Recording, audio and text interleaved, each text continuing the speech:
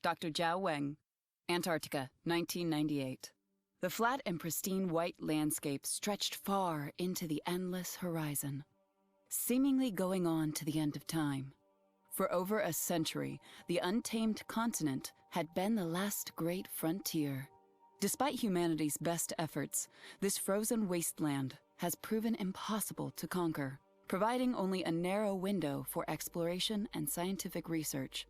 Except for colonies of penguins, there was no other life to be found on the surface beyond the tiny handful of scientists scrambling to unlock the secrets of the world's largest desert. Magnificent, isn't it? Dr. Zhao Wang said. His colleague, Dr. Bo Chen, refused to agree as he shivered despite the thermal insulated Arctic gear he wore. There was no denying how cold it was as the harsh whistling of the wind blew across the featureless terrain. Even though it was summer, 560 kilometers inland of the Ross Sea, it was 14 below zero with wind gusts up to 40 miles an hour. None of this mattered to Dr. Wang. "I'll be happier once we find what we're looking for," Chen said. Dr. Wang couldn't help but chuckle. "Where's your sense of adventure?" he asked.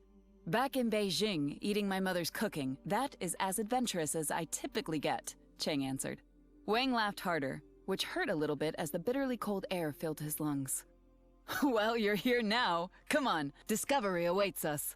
"I can feel that we're close," Wang said, urging his partner forward. "Close to what?" "The future," Wang shouted, already pushing ahead, dragging a sled filled with supplies behind him. The two scientists, both working for the Chinese National Space Administration, had come to Antarctica to find meteorites. While the space rocks fell all over the planet, most descending into the oceans or disintegrating in the atmosphere, here among the featureless landscapes, pristine white, the black rocks stood out like a blot. However, the pickings were slim. For decades, Western scientists came here, furthering their research by collecting tens of thousands of meteorites that Dr. Wang had to venture deeper into the unknown to find decent specimens. So far, he and Dr. Chen had collected just over a ton of material, which should have been enough. However, his gut told him something important. The discovery of a lifetime had to be nearby. "We shouldn't stay out here longer than an hour. It's getting colder, and I would like to get back to camp before my fingers freeze off," Dr. Chen said. Dr. Chen was not even out of diapers when man first landed on the moon. 2 years out of college, after earning his master's, he did not share Dr. Wang's heavenly view of the universe, and saw the work they must do as being more tiresome than necessary. He was a good man nonetheless, who put in far more hours than any dozen other young astronomers he'd worked with.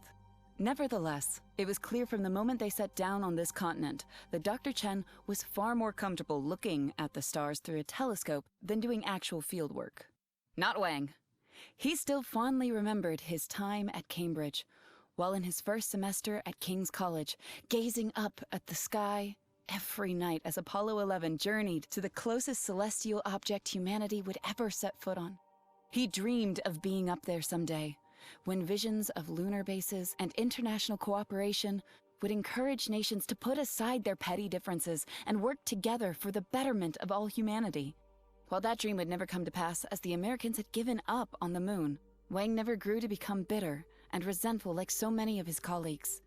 All that man needed was something grand to help remind them how small and insignificant we were among the greater cosmoses. Dr. Wang did not take his colleagues' advice. They continued for another 2 hours as the temperature dropped another 25 degrees. "Maybe we should try and head more to the west," Dr. Wang said. He stopped, pulling out a pair of binoculars, and studied the horizon, looking for something that did not belong. Sadly, he only saw ice below a bright blue sky. "Doctor, I think we should start to head—" Dr. Cheng's words were cut short as the ice beneath his feet gave way. With a wailing scream, he disappeared beneath the surface. "Bo!" Dr. Wang rushed over to where Chen had fallen, seeing a deep fissure where the thin sheet of ice had been. Thankfully, it seemed that the ice below dropped at a slight angle and not straight down. "Bo, can you hear me?" "I can hear you!" A faint voice called back. "Are you okay?" Wang asked. "I think so. Nothing is broken," Chen replied. "Stay put. I'll get you out of there," Wang said. Dr. Wang? I think maybe you might want to come down here. There's something you should see," Cheng said. What is it? I think I might have found your golden goose, Chen replied. Hold on. Do not move. I'll be right there, Wang called back. Dr. Wang acted against his better judgment and went down the hole. His priority should be to get Chen back to the surface regardless of what he found. But curiosity got the better of him as he carefully lowered himself. The fissure opened into a narrow cave with deep depressions indicating to Wang that something had fallen here, a meteorite long ago, and had formed a shallow crater. Once he was on firm ground, Dr. Wang ignited a torch which lit the whole area in a brilliant red hue. He saw Dr. Chen as the man was standing near the center of the crater, looking down at something. Bo, are you okay? I'm fine, but look at this, Doctor. It's amazing. My word, Wang gasped. Both men stared at a large meteorite, solid black and a diameter of 3.5 feet, half of it lodged in the ice, the rest exposed. Doctor, wait! Chen said. Wang pulled his hand back as he glanced down at what his colleague was pointing to. It looks like small veins bonding with the ice, Dr. Wang said. This is impossible, he added. Tiny tubes barely the size of human hair spread out from the meteorite base, digging through the ice as if it were a tree grasping for a firm perch. Wang took out a pen from his pocket and touched the hairs, pulling one up like a piece of spaghetti, where it disintegrated into nothing once severed from the body of the meteorite. How can that be? Dr. Chen asked. The answer mankind has been asking since we first looked up at the stars, and that is? Are we alone in the universe? Wang answered. Come on, help me dig it out from the ice. We have to get this back to camp. Are you certain this is safe? It is much larger than the other pieces we found, Chen said. I don't care about the other specimens right now. This meteorite could be the discovery of a lifetime. Wang stopped and looked up at Chen with teary eyes. This could be the greatest discovery in the history of man. Imagine what this could mean, not just for you and me, but for the whole world. I'm not leaving this place without it. Doctor, we don't even know what this thing is. A meteorite, sure, but I don't have a good feeling about this. I think we should go back and get the rest of the team together before we come back for this thing. Examine it here to make sure it's safe to move, Chen pleaded. It was no use, as Wang went back to his hacking, breaking away large chunks of ice. With each blow, more and more of the follicles disintegrated until only the black rock remained. Help me. I can't get this back to the surface on my own, Dr. Wang said. He began to wrap the meteorite in a thermal blanket, tying it secure so it might be easier to move. When Dr. Chen bent down to help him, he was surprised by how heavy it was. Must have an iron core. Would explain how so much of it survived entry, Dr. Wang said through gritted teeth. Wang tied a rope around the rock, looping it several times before he was sure it was secure. You go up first and pull the meteorite up, Wang said. Me? Why? Chen asked. Because you're younger and stronger than I, Wang replied honestly.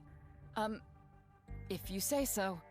Dr. Chen did as he was asked. He attached a screw-lock climbing ring to the rope and carefully began to make his way up the slope. The trek upward was far slower than his descent, and not nearly as enjoyable, he thought to himself. After 15 minutes, the brisk, cold air struck Chen, only now making him realize how much more comfortable it was down below. I'm up top, Chen said. Okay, begin to pull the meteorite up, but be incredibly careful, Dr. Wang called back. Be careful? It is a million-year-old rock that likely traveled thousands of light years. I doubt I could scratch the damn thing even if I wanted to, Chen mumbled. Gan! This beast is heavy, Dr. Chen cursed as he pulled, digging his spiked boots into the ice as he jerked the rope with all his strength. That's it! Keep that pace! Dr. Wang said from below. Beads of sweat began to drizzle from under Dr. Chen's cap as he struggled to keep his grip on the rope. Finally, after several grueling minutes, the meteorite reached the surface, sliding into place as Chen collapsed, breathing heavily from exertion. Dr. Chen eventually got up and walked over to the gorge and dropped to his hands and knees, staring down into the darkness. Dr. Wang? Are you able to get back up on your own? Or should I come down and help you? Chang asked. I can manage. Just prepare the sample for transportation.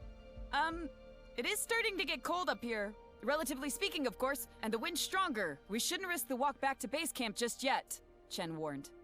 Wait until I get up there. In the meantime, do as I say.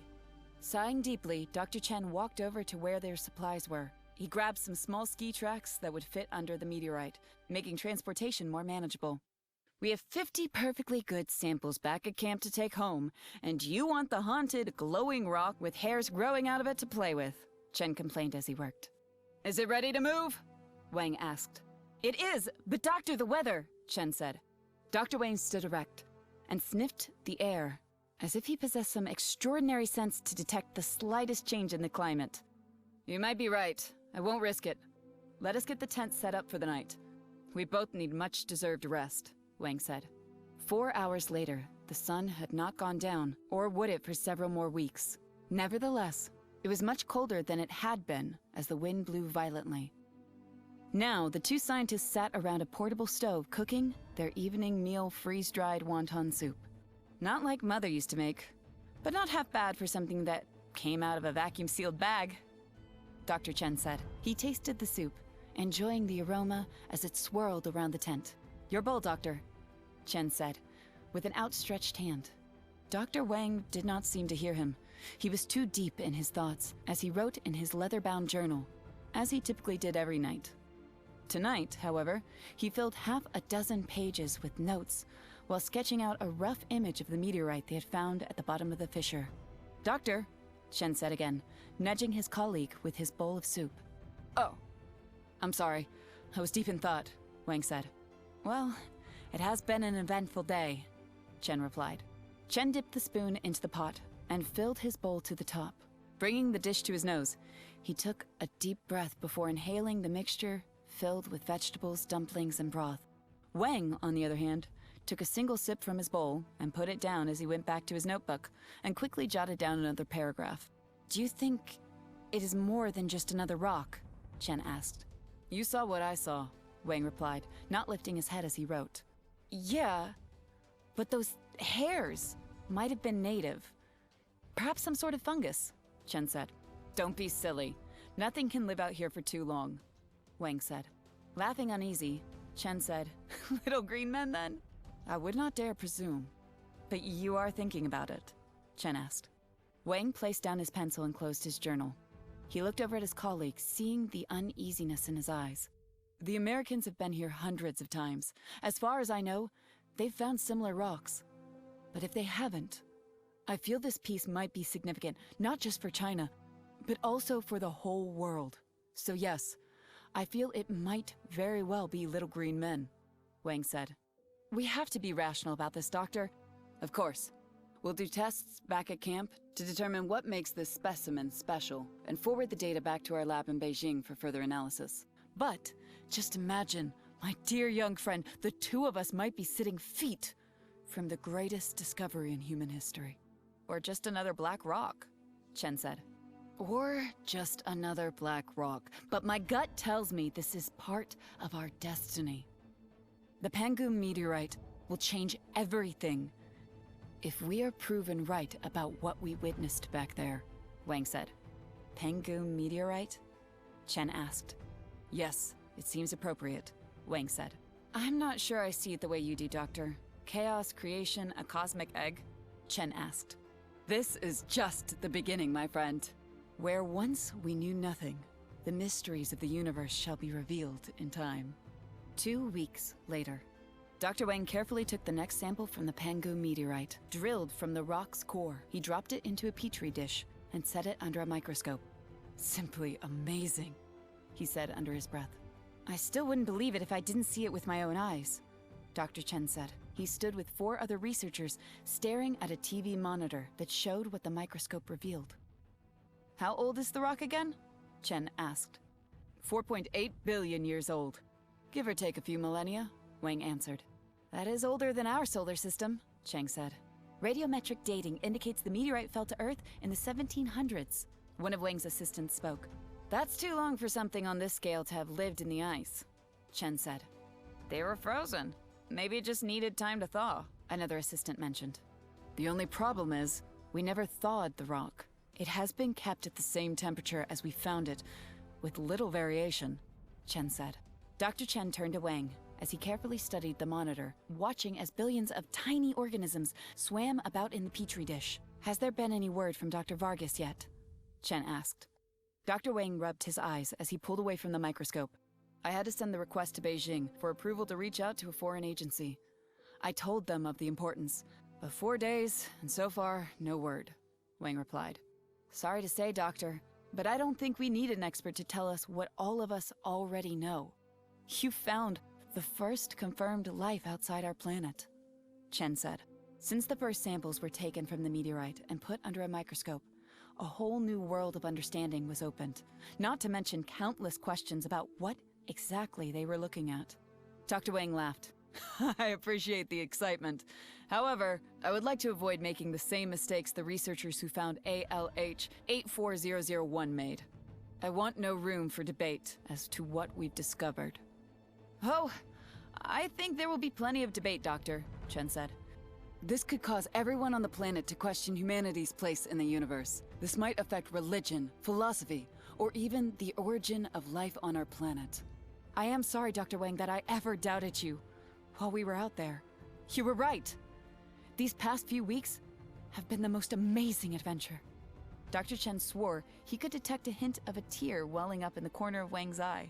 Everyone in the room agreed and offered their encouragement, all grateful to be given a chance to be a part of this. It was then that everyone's attention was pulled away from the TV monitor and directed outside as they heard what sounded like a large helicopter approaching their facility. What in the world? Dr. Wang said, and quickly made his way over to the hatch.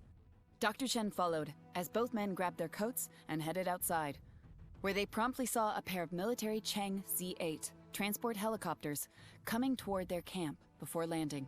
We weren't expecting a resupply, right? Cheng asked. Not for another week, Wang replied. The older doctor looked worried, almost sensing whoever was about to come out of that bird was not bringing with them any good news.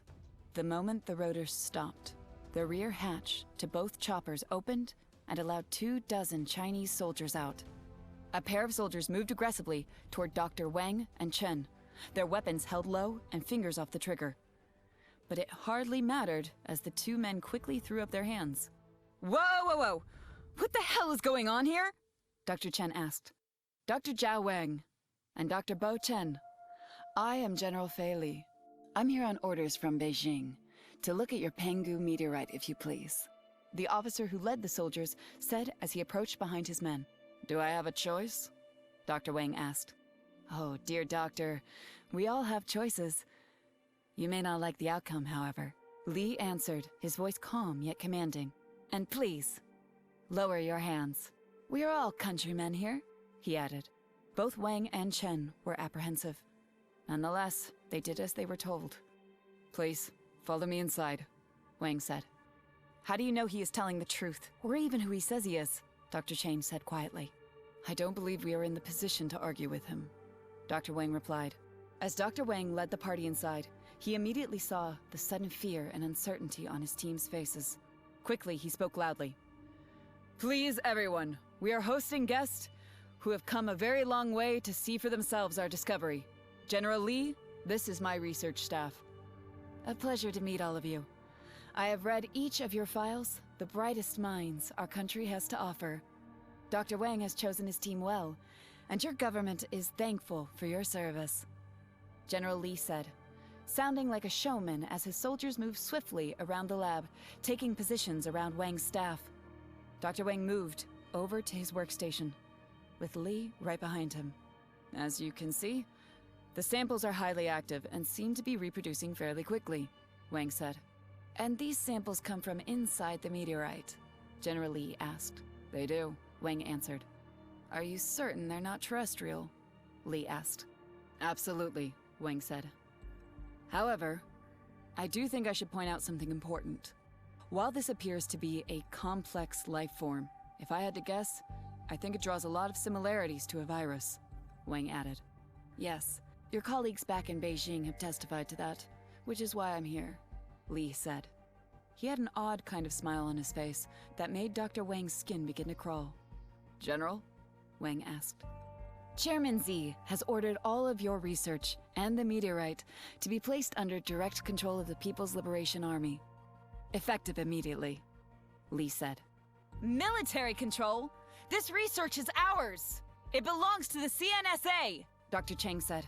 He foolishly rushed forward, but could not get further than 2 steps before one of the soldiers rammed the butt of his rifle into the doctor's gut. General! That was uncalled for! Apologies. I have my orders, which I will be carrying out despite the protest of your team, Lee said. I don't think you understand.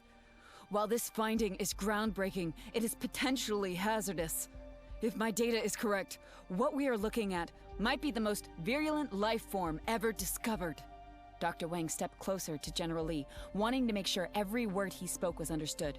General, this thing has survived not only the harshest climate on our planet for hundreds of years, but it has also endured for billions of years in the vacuum of space, where it was exposed to unimaginable levels of radiation. Yet, it still survived. This is not something that we should keep to ourselves or treat lightly. To be frank, we aren't technologically advanced enough to understand this thing without outside help. Even then, it might take decades before we begin to scratch the surface of what this discovery means. The only thing that matters, Doctor, is... what did you name it, Pangu? Might be the greatest weapon our nation can ever hope to possess. One that can very well tip the balance of power, Lee said. He instructed his men to begin collecting all of Wang's research and the meteorite itself, pushing the staff into the corner where they could not interfere. A weapon? Are you a madman? Didn't you listen to a word Dr. Wang said? This thing is a menace! The genetic material inside the capsid alone is far more complex and larger than even the most dangerous virus found on Earth. And that means? Lee asked, not caring. This means it holds within it the potential and adapts to anything it comes in contact with. If mishandled, it could mean the end of... well, everything, Chen answered. Which is why it should be in the hands of the PLA, Lee said callously. No! You can't do this! Chen said. The young doctor bolted, rising to his feet as he surged towards General Lee. However, before he could reach the man, the general pulled out a pistol and fired once. Dr. Chen stumbled forward, a look of disbelief on his face as he pulled his hand away from his chest. With one final breath, Chen collapsed to the ground, falling to his knees before landing on the floor. A pool of bright crimson quickly began to form under him and spread as several of his colleagues began to wail uncontrollably. Damn you! Dr. Wang said. He rushed over to Chen and knelt, rolling the younger man over onto his back. Chen's eyes were open, but there was no life left in them. You didn't have to do this! Dr. Wang said. Yes, quite unfortunate. Dr. Chen was a promising astronomer. I would advise, next time you control your people better, Lee said. He holstered his weapon and turned back as his soldiers began packing all of Dr. Wang's work. What about the rest of my team? Are you going to kill us too? Wang asked. Please, what do you take me for? We're all countrymen here, Dr. Wang. But do not fear, you will still get to work with your rock and unlock all its secrets. I won't help you turn it into a weapon, Wang said defiantly. Lee grabbed Wang and lifted him back to his feet. Pulling the older man closer to him, he spoke in a low and intimidating voice. You will. For their sake. Wang glanced over at his team. All of them were held at gunpoint. Each one stood frozen with fear, holding one another as they worried if they were next to be killed. Looking back at Lee, Wang said, I will do as you ask. Just don't hurt anyone else. Very good. Gather all your research and help my men load it into our choppers. I expect everything to be done within the next hour. As you say. Wang said in a low voice. Turning to his colleagues, he said to all of them, Please, help the general and his men. They hesitated for a moment, but soon did as asked. I need to transfer the data we have to a secure drive. I wouldn't trust that your men know how to do that without damaging my data. Of course. Do whatever needs to be done. Wang quietly walked over to his computer, glancing back as Dr. Chen's body was lifted by 2 soldiers and taken outside. He sat and began to work quickly on his computer, doing what he was asked. But when no one was looking, grabbed a small file that he had readied to send to another colleague in South Korea. It was his only hope of getting what was discovered out to the world. He feared if the Pangu meteorite remained a secret, it might very well have terrible consequences for the world. With the attached file that only covered the most basic information about the meteorite and its early findings, Dr. Wang wrote a simple message. I hope you know what to do before it is too late. He clicked send as General Lee stepped over to him. Is everything going well, Doctor? Yes, I'm nearly finished transferring the files. Good. Do be thorough. We wouldn't want to leave anything behind. Of course, Wang replied. Less than an hour later, Dr. Wang rode in the military helicopter, looking out the port window at his abandoned base.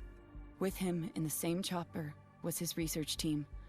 Lying between them on the floor, put into a body bag, was Dr. Chen, which everyone tried not to look down at. Wang wondered what a terrible future might be in store for him, and if his friend in Korea would understand his message and do the right thing. If not, he worried what his discovery would mean for the world. Not soon, but much further down the road. He knew if humanity wasn't prepared, the Pangu meteorite had trapped within it the power to reshape the world. That fact frightened him that he wished he'd never found the damn thing.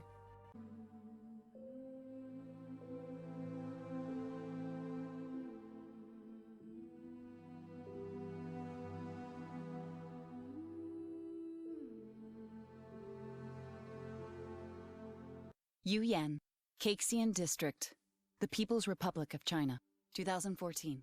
Yuyan was 10 years old. She lived in a small fishing village along a tributary of the Yangtze River in the Caxian District. Life was uneventful and straightforward. In the morning, she would go to the shore and help her father pull his nets out of the river. Usually, they would not catch much, but it was enough to feed the family along with a bowl of rice. She would then spend the rest of the morning and part of the afternoon in school. It was not anything fancy, certainly not like the education she would have received if she lived in a big city. But she learned enough to get by, to read, write, do math, and science. She dreamed big, as she wanted to travel overseas and attend a college in Japan, South Korea, or even the United States. She did not know what she wanted to do. Her opinion on topics changed from week to week. Today, she thought she might be an oceanographer. She had just watched an old video of Jacques Cousteau and thought traveling to the deepest depths of the ocean would be amazing. Her mind was filled with all the beautiful discoveries she would find, from lost cities to pirate gold and sea monsters. After school, she spent some time playing with her friends before returning to the shore to help her father put his nets back in the water before returning home for dinner. She would go to sleep and lay awake for a few more hours, staring up at the stars, dreaming of other places and wonders she'd never imagined. Tomorrow, she thought she might want to be an astronaut, as the full moon was stunning right now. With each day that passed, however, life became more challenging. The government was building a massive dam called the Three Gorges. It was said to be the 8th wonder of the world, which meant nothing to you. What she did know was its construction was making the river polluted. Each morning she headed to the banks to help her father. Fewer and fewer fish were being caught. Those that were, many of them were already dead or sick. The same was happening to every other fisherman in the village. Then, a government representative in a slick black suit showed up one afternoon and told everyone how important the dam was. China was stepping out of the shadows and becoming one of the greatest powers of the world. This also meant nothing to you, as she hardly understood his fancy words. And it also meant nothing to the adults. The man left, but with a demand that everyone in the village had to go. He threatened that the entire valley would be under 1,000 feet of water in a few months. She remembered how angry her father and the rest of the townspeople were as they ran the government man out. Progress, nevertheless, continued. Less fish was caught, but it seemed pointless even bothering to check the nets. Soon, her father gave up altogether. More and more families also began leaving the village. That meant many of Yu's closest friends and schoolmates were gone. There was not much for her to do. Then, last month, it was decided that the school, too, would close. Yu still dreamed, but it was becoming less vivid, as her mind was no longer stimulated with knowledge of the outside world. Her home became less secure as her father and mother began to fight a lot, with her father often getting physical with Yu's mother. She wanted to leave, But Yu's father said this village was their home. It had been their home for 20 generations. But times were changing. Before long, more than half the people had gathered everything they owned and walked out of the valley. Yu now spent her days walking along the banks of the river, which was now ashen white. Garbage and other material washed ashore, clogging the narrowest parts of the flow, but the villagers had to build a barrier to keep the filth out. 2 days ago, another government man arrived and demanded that everyone leave. This man was assaulted and nearly killed. Yu had cried as she watched her father beat the man senseless. She felt that life could not get worse, despite her stomach constantly rumbling from the lack of food. That was until 2 weeks ago. Yu walked along the riverbanks, picking up trash and examining it, wishing the garbage still had food left in it. Rotting fish made the air smell horrible, and drinking the water even boiled. It gave Yu the runs. She tried to play with her friends as they would pick up random objects and use them as toys, which she was doing the afternoon the helicopters showed up. She was lucky enough to find a ball that washed ashore. It was mostly flat, but still had some bounce left in it.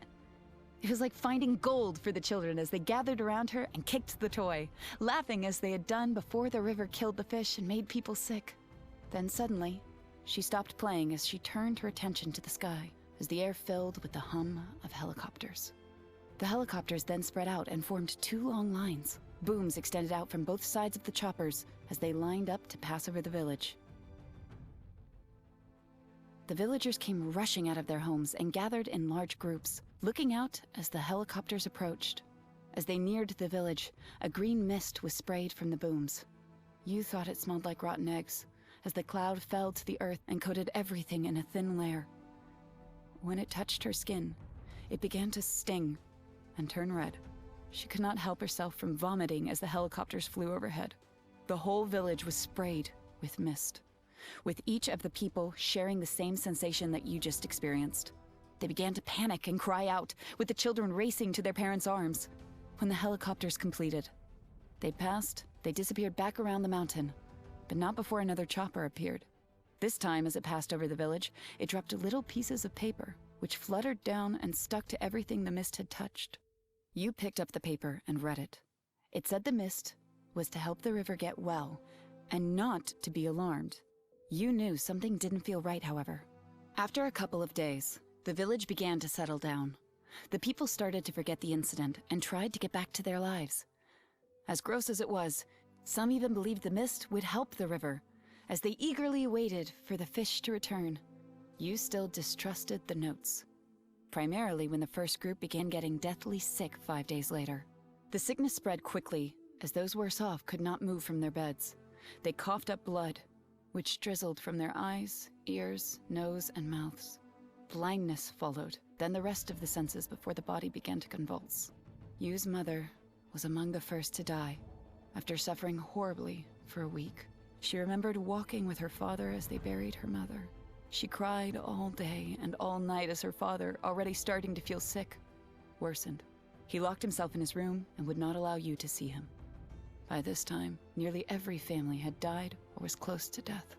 Yu wandered the village. There were not enough people well now to bury the dead or do anything with the bodies. Even the animals, cats and dogs, pigs and birds, had all died. Yu stood over a dead dog, looking down at it.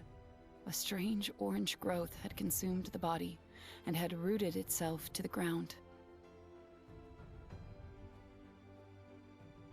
One morning, as Yu started to feel sick, she slowly inched her way to her father's room and dared to slide back the door.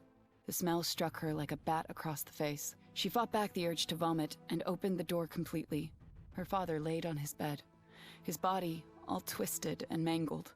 Ugly growths had torn out of his body, rooted to the floor. She wanted to touch him and drag him out of the house, but knew it was better to do nothing. So she slid the door shut and let him be. The following morning, Yu was the last person in the village still alive. She felt delirious. She was wet all the time, as it felt like her body was melting from the inside out. Strange, painful growths burst through the skin on her arms and back, looking like coral as it dried. She wandered down to the river and grabbed her father's nets, pulling them out only to find no fish. Yu then made her way over to the schoolhouse and sat. She flipped through the magazine, an old copy of National Geographic, and marveled at the pictures and vivid colors. She managed a faint smile as she dreamed of her future and everything she wanted to do. Before closing her eyes, you thought she would become a photographer and take beautiful pictures so that other children could see beautiful places when she grew up. You heard voices outside the school. She sat at her desk, barely able to move, as the growths had rooted themselves to the table. However, she was alive, but her breathing was shallow, and only one eye could be opened. She saw a man in a funny yellow-looking rubber suit and a gun enter the school. He flashed his light across the room before settling on her. He must have seen she was still alive as he radioed for help. A moment later, half a dozen men in identical yellow suits came into the school and began poking at her. You tried to speak to them and tell them it hurts when they cut the roots that held her down on the desk, but she could not manage to say the words. She listened as the men talked to one another. Everyone was mostly talking to one individual who was the most important man in the group. She heard them call him General Lee. She did not understand most of what they were saying, as they used words she had never learned in school. They were amazed she was still alive, as they stated that everyone in the village was dead. But you knew they were not here to save her, as they hardly paid attention to her, but instead acted like she was a fish caught in their nets. When you had finally freed, she was laid on the ground before a strange plastic bed was brought into the school. Lights flickered from its panels. Before putting her on it, the men took blood from her arm, attached wires to her body, and stuck needles in her. She was then placed inside the plastic bed, where it was sealed shut. As she was wheeled outside, the sun blinded her. She began screaming, not out loud, but in her head. She would never see home again.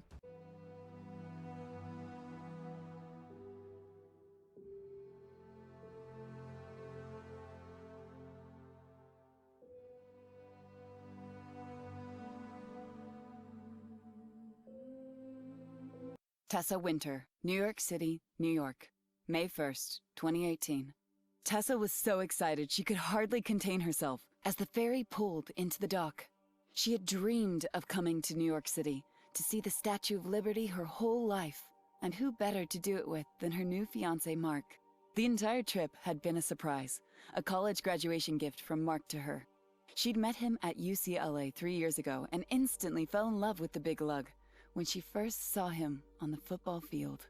She secretly stalked him for the next 2 months, following him to practice, making sure she took the same chem class as him, and even cozying up to his sister, who also attended the school. Finally, when she could not take it any longer, she asked him out on a date. Being the big sports star, he was used to girls wanting to go out with him, so it wasn't a big deal to say yes. After all, Tessa was pretty enough with her auburn long hair, slender frame, and piercing green eyes. The two hit it off like rock stars, laughing the night away and never finding it challenging to settle on a topic of conversation. The next 3 years were wonderful. Life continued as their romance became more serious. As graduation neared for both, they looked forward to their futures, with Mark entering sports medicine and her wanting to become an engineer. Neither could imagine their lives without the other. So, to celebrate, Mark booked a flight to New York and bought an engagement ring. He proposed to her over dinner with the ring lying on the top of the plane tickets. She beamed with joy as she accepted both the ring and the tickets, with the Statue of Liberty being the first thing she wanted to see. They landed last night, stayed at an expensive hotel, had a fantastic dinner, went back to the hotel, made love, and fell asleep in each other's arms. In the morning, Tessa was up before sunrise, as if it was Christmas morning. Even with the misty overcast that hung over the city, threatening rain in the mid-afternoon, they were off to catch the ferry to Liberty Island. Tessa latched onto Mark's arm as they stepped off the boat and entered the ferry docks. The pavilion was ahead of them, filled with gift shops, restaurants, and a museum. Flagpole Plaza was easily seen from her vantage point, with a large American flag flapping erratically in the wind. Of course, the tiny island's main attraction was Lady Liberty herself, which loomed over everything. "Oh, just look at her, Mark," Tessa said. "Did you know that the statue is over 300 feet tall and made of 30 tons of copper? And 125 tons of steel?" "I know. I read the same pamphlet as you, dear," Mark replied. Tessa smiled as Mark shivered in her arms. He was born and raised in California, so being in New York during an unseasonably cold streak wasn't something he was used to. Still, it gave her an excuse to hold on to him longer, at least until some other distraction pulled her away. It was a gift to America from the French people, Tessa continued. Although we had to pay for the construction of the base it stands on. We? I don't remember that coming out of my paycheck. Well, I mean, people back then had to pay for it, silly. Must have been a lot of money. Oh, it was. While still in conversation with Mark, a man bumped into Tessa, nearly knocking the two of them to the ground. Hey! Mark said. The man, however, ignored them as he walked away quickly. God damn it! That rude bastard! Mark said. Hey, buddy! Just let it go, Mark. Tessa did not say it aloud, but something troubled her about the man, as a cold shiver ran down her back. He was tall and lean with a shaved head. She could barely make out a tattoo under his coat that covered his neck. He carried a duffel bag, even though such baggage was not allowed on the boat. She wondered how he managed to get it on the island, and more importantly, what was inside it. As Mark broke from her grip and headed off to chase the rude man, Tessa noticed another group. All of them wore dark clothes, shaved heads, and had tattoos. More importantly, there was something about their eyes and hinted at their edginess. Tessa looked around frantically for a ranger. Mark! Hey, asshole! I think you owe my fiancé an... Tessa saw everything that happened in the next moment, as if time had slowed to a crawl. The man with the bag turned when Mark reached out to him. In the same motion, his hand came out of his pocket and a pistol held firmly in his grip. He aimed it at Mark. A shot echoed across the island as a 9mm bullet tore through Mark's forehead. Blood and brains blew out the back of his head as Tessa screamed as Mark's body dropped to the ground. Tessa noticed the other men joined their comrade as he turned and continued to fire his gun at everyone, man, woman, and child nearest to him. Finally, the gunman turned and aimed his weapon at Tessa, who stood frozen in fear. She was unsure she was shot until a hot liquid began running down her pants, as if she had just spilled tea. She collapsed, screaming with the realization that she had been shot. Pulling her hand to her side, she saw blood drizzling from her stomach. More gunfire erupted soon after, now more violent and with a higher frequency. The rest of the gang had pulled an arsenal from the duffel bag and were spraying bullets into the crowd. Tessa felt someone try to grab her as she was dragged. Glancing back, she saw a young man. She realized he must have seen her go down, and despite the fear that was evident on his face, he must have felt he needed to do something. He should have taken care of himself, as he was suddenly struck 2 times. Blood sprayed across Tessa's face as her savior went down. Turning, she saw the man that murdered Mark walked up to her. He held a small rifle, an M4 she recognized. Tessa's sister was in the military, so she knew a few firearms. Please, don't, Tessa said. The man stared at her. She had never seen such hatred in someone's eyes before. What would make someone do this? She thought. To want to hurt innocent people. Why? Her plea did not matter as the man fired. Tessa did not die right away as her head hit the ground. She felt the odd sensation of blood coming out of her head, pooling in the dirt she landed in. She saw through blurry eyes the man who shot her. He looked down at her and spat as if she had personally offended him somehow before turning and continuing to fire into the crowd. Mark, she thought. She wanted more than anything to be with him in these final moments. She did not believe in heaven or hell, but with her last thought, she hoped she would meet him again in a better place.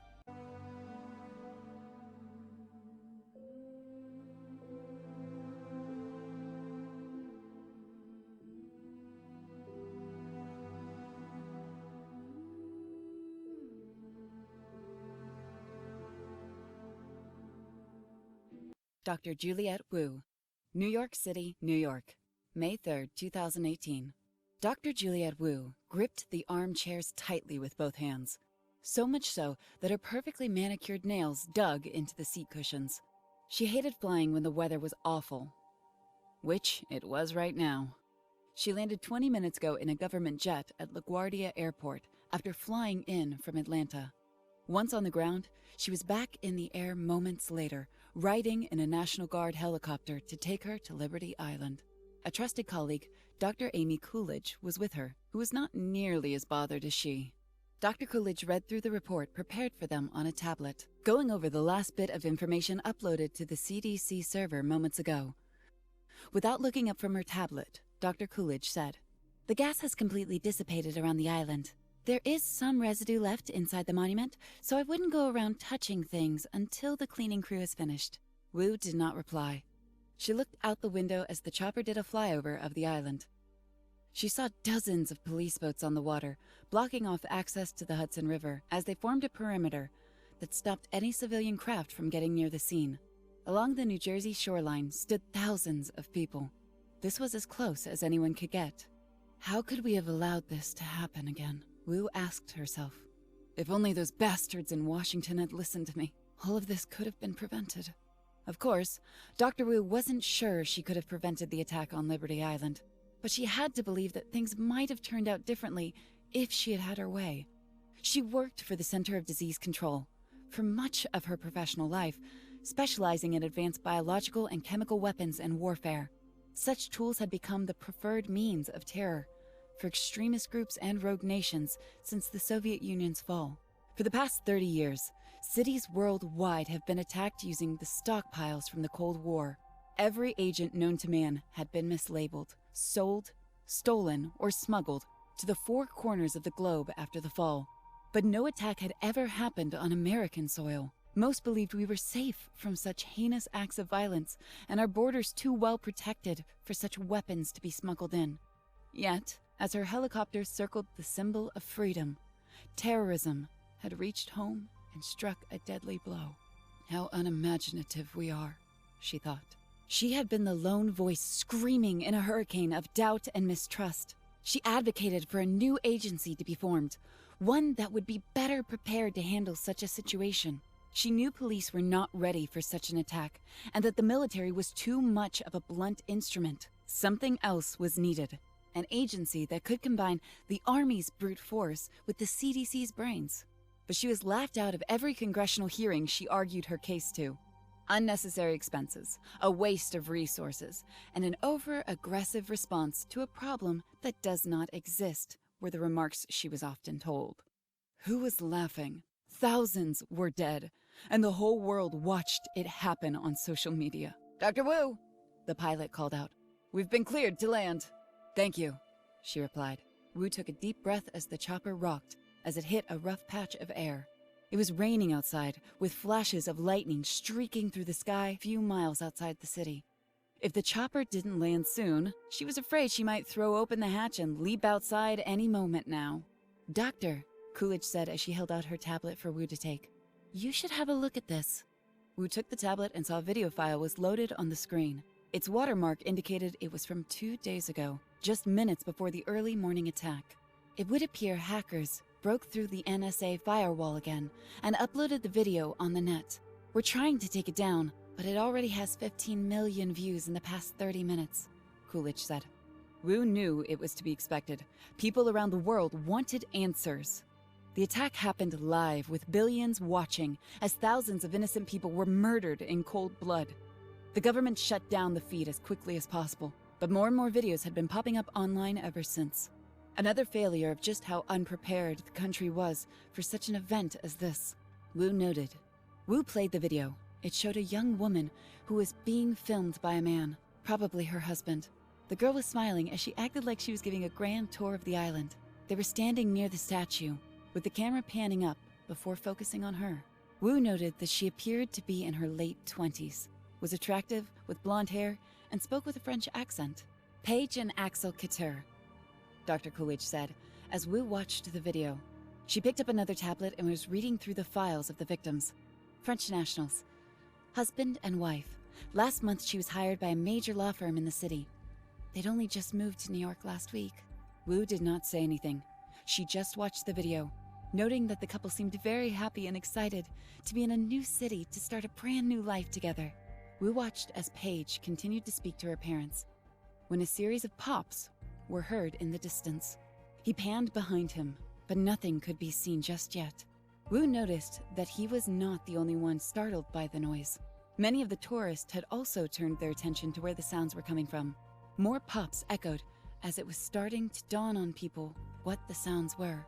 Panic filled the air as a mass of people began running into the flame, racing away from the sounds that grew in ferocity, until it was clear to everyone it was not firecrackers, but a gunfight.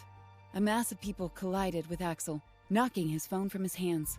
Before it was picked up again, it continued to record as explosions could be heard in the distance. Axel and Paige then ran into Fort Wood, the old military fortress that was the base for the Statue of Liberty. There was more shooting. Only this time, it wasn't coming from outside, but inside the fort. People began screaming at what sounded like an automatic weapon unloaded into them. For a brief moment, as Paige and Axel ran, Wu saw the gunmen, 2 individuals wearing ski masks, fire into the fleeing crowd. Axel must have been struck as the phone fell and the video cracked.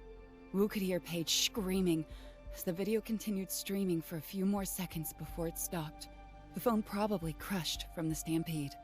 It was the same thing Wu had seen a dozen times over already. People filmed their first visit to Liberty Island before the attack, and hundreds more started when the assault began. Each one showed the same story from different perspectives. Wu had never seen anything quite like it.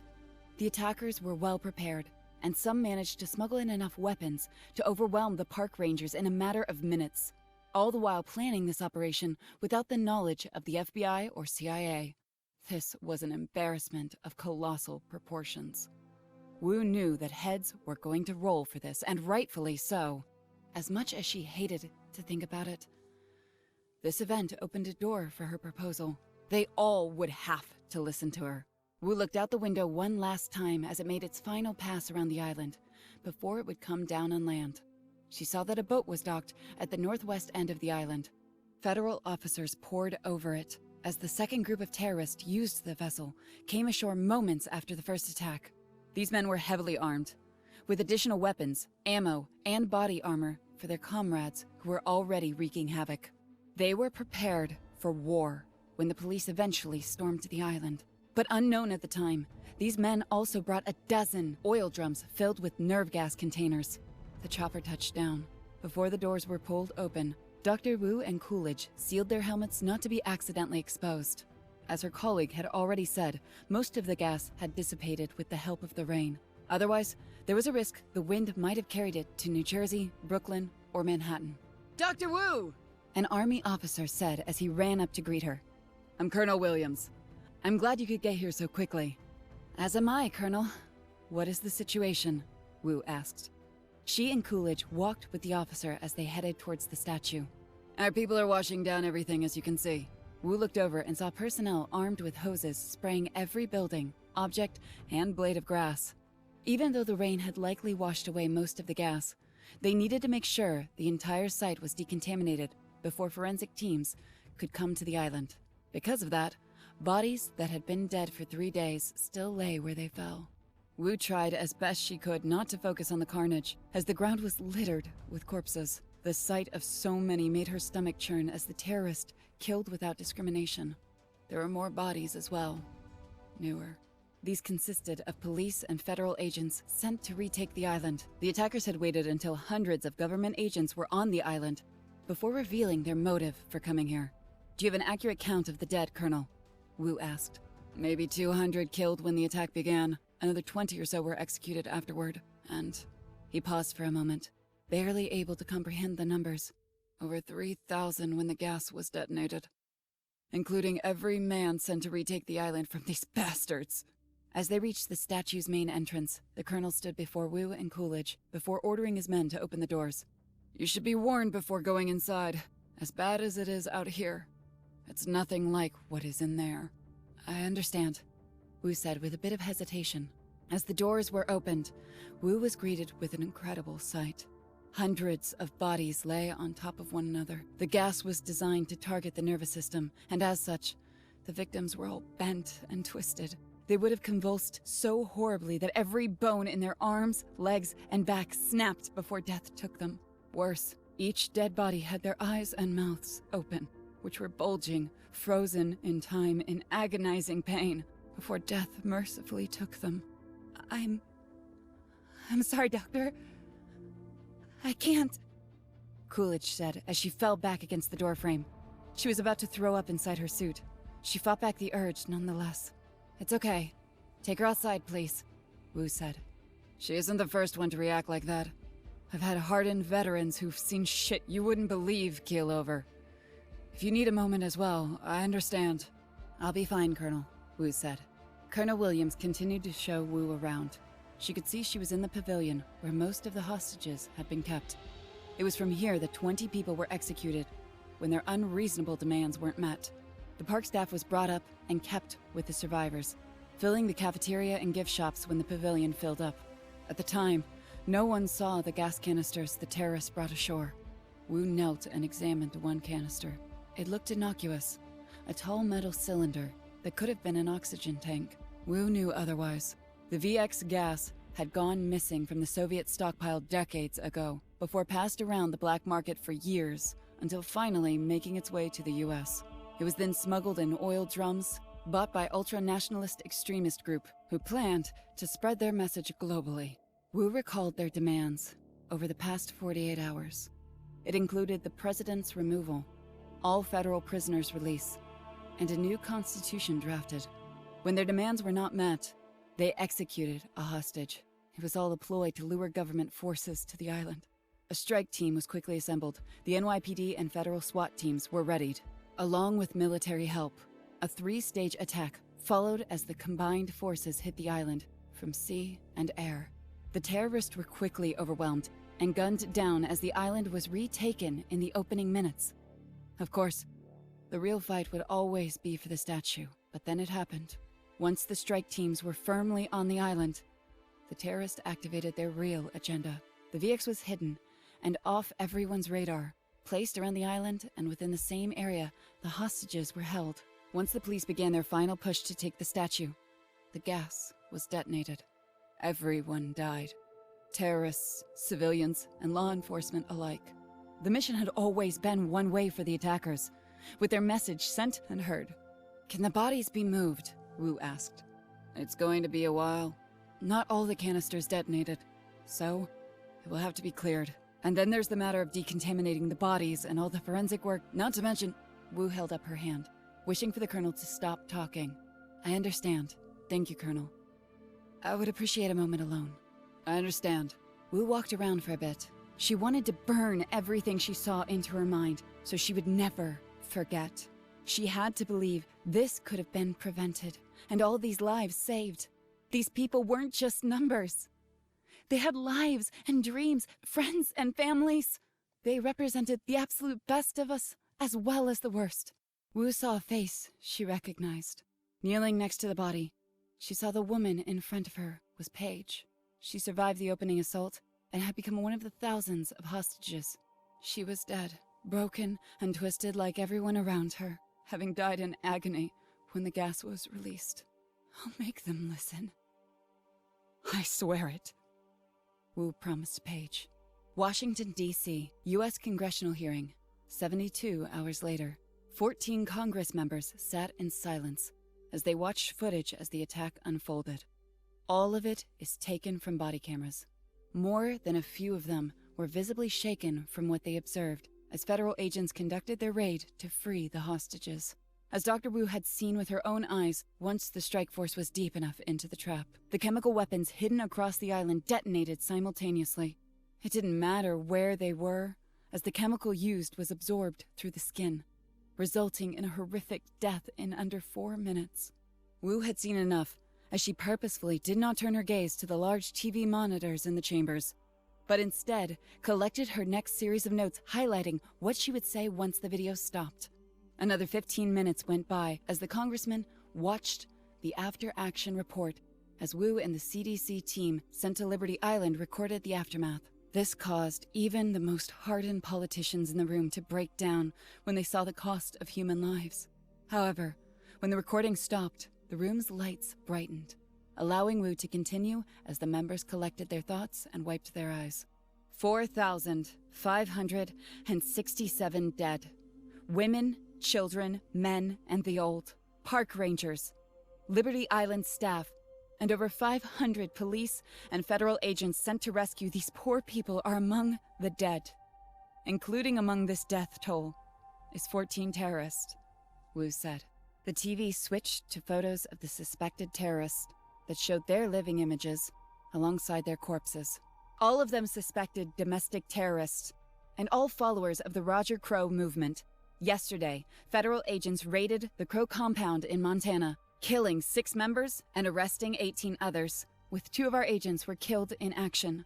We found these in the compound as we conducted our search. Wu indicated a stockpile of canisters laid out, the same type used on Liberty Island. Each of these canisters, 16 in all, held enough VX gas to kill every living being in a 2-mile radius. We believe the VX gas was smuggled into the country from Eastern Europe among the massive stockpiles of chemical, biological, and viral weapons lost and unaccounted for over the past 30 years since the fall of the Soviet Union. We have evidence that the Crow movement was planning another attack if we didn't hit them when we did. Wu paused as she allowed her words to sink in. She knew that each of the congressmen had already been briefed on the notes she read. This was nothing more than a formality to set the stage for her real reason for meeting with them this morning. "The deaths of all these people on Liberty Island is our fault," she said. Her blunt words struck home for several Congress members that looked as if they were about to speak in some foolish attempt to divert the blame from what happened away from themselves. But Wu did not allow them. "I have stood before this committee on 5 separate occasions over the past 6 years, urging you to wake up and realize that our old ways of protecting this country and its citizens are archaic. The boys we sent in to save those hostages weren't prepared for the type of war that Roger Crow and his movement were fighting. The same kind of biological war that has been raging across the world for the past 30 years. We thought after Moscow in 1999, it couldn't happen here. We thought after Tokyo in 2002, it couldn't happen here. We thought after Rio de Janeiro, 2009, it couldn't happen here. Well, guess what? It has!" Wu's words were like knives, stinging to the core of the congressional members who listened, many of them not liking what they were hearing, but would not dare to open their mouths to say otherwise. The CDC is too weak and can only act passively against such threats. The military and federal law enforcement is a blunt instrument, lacking the finite tools to carry out precision operations that would have saved 4,500 American lives. Wu stood from behind her desk and approached the members. She felt like she was an actor who gave the performance of her life, addressing the audience as the play reached its grand climax. She had them right where she wanted them. My proposal for a new federal agency, with the mandate to fight extreme threats that bombs, guns, and fighter planes can't destroy. The Center for Epidemic Research and Control is the scalpel our country needs to ensure that what happened in New York City never happens again. She went over the organization of the CERC, which would combine civilian and military assets into one proactive force, designed from the ground up to fight what she believed was the new frontier of warfare. When she had said all there was to say, and answered every question, Wu stood outside the chambers waiting to hear their decision. She had fought harder than she had ever in her life for something this important to her. She could not imagine another word she could say that might sway them to her side. "Dr. Wu, the committee is calling you back," a Capitol police officer said. Taking a deep breath, Wu stood from her seat and re-entered the chambers, taking her place behind a long wooden desk and waited for the chairman to say what he was going to say. "Dr. Wu," the congressman from Colorado began, "your service with the CDC has been extraordinary and upstanding that I believe I speak for all of us in this room today, are blessed to have such a capable and intelligent woman serving our country." Flattery. Sigh, Wu thought. "Your proposal for the CERC is very in-depth and would appear on paper cost-effective if what you believe to be true that New York is only the first battlefield in a new era of warfare. But some of my colleagues question the need for another federal agency. What happened in New York is tragic beyond measure, but there is a question if this was a one-time event or a continuing pattern of terrorist attacks using such weapons as the VX gas against Americans." Wu breathed as she had been holding her breath the entire time. She could see more than a few eyes roll. Still, she had won over enough of them, even if they only supported her now, to save face and make it seem to the American people that action was being taken. It did not matter anyway. Wu had fought for the CERC and would have continued to fight for its creation, even if the Liberty Island attack never happened. At least now, there was a drive to see it formed.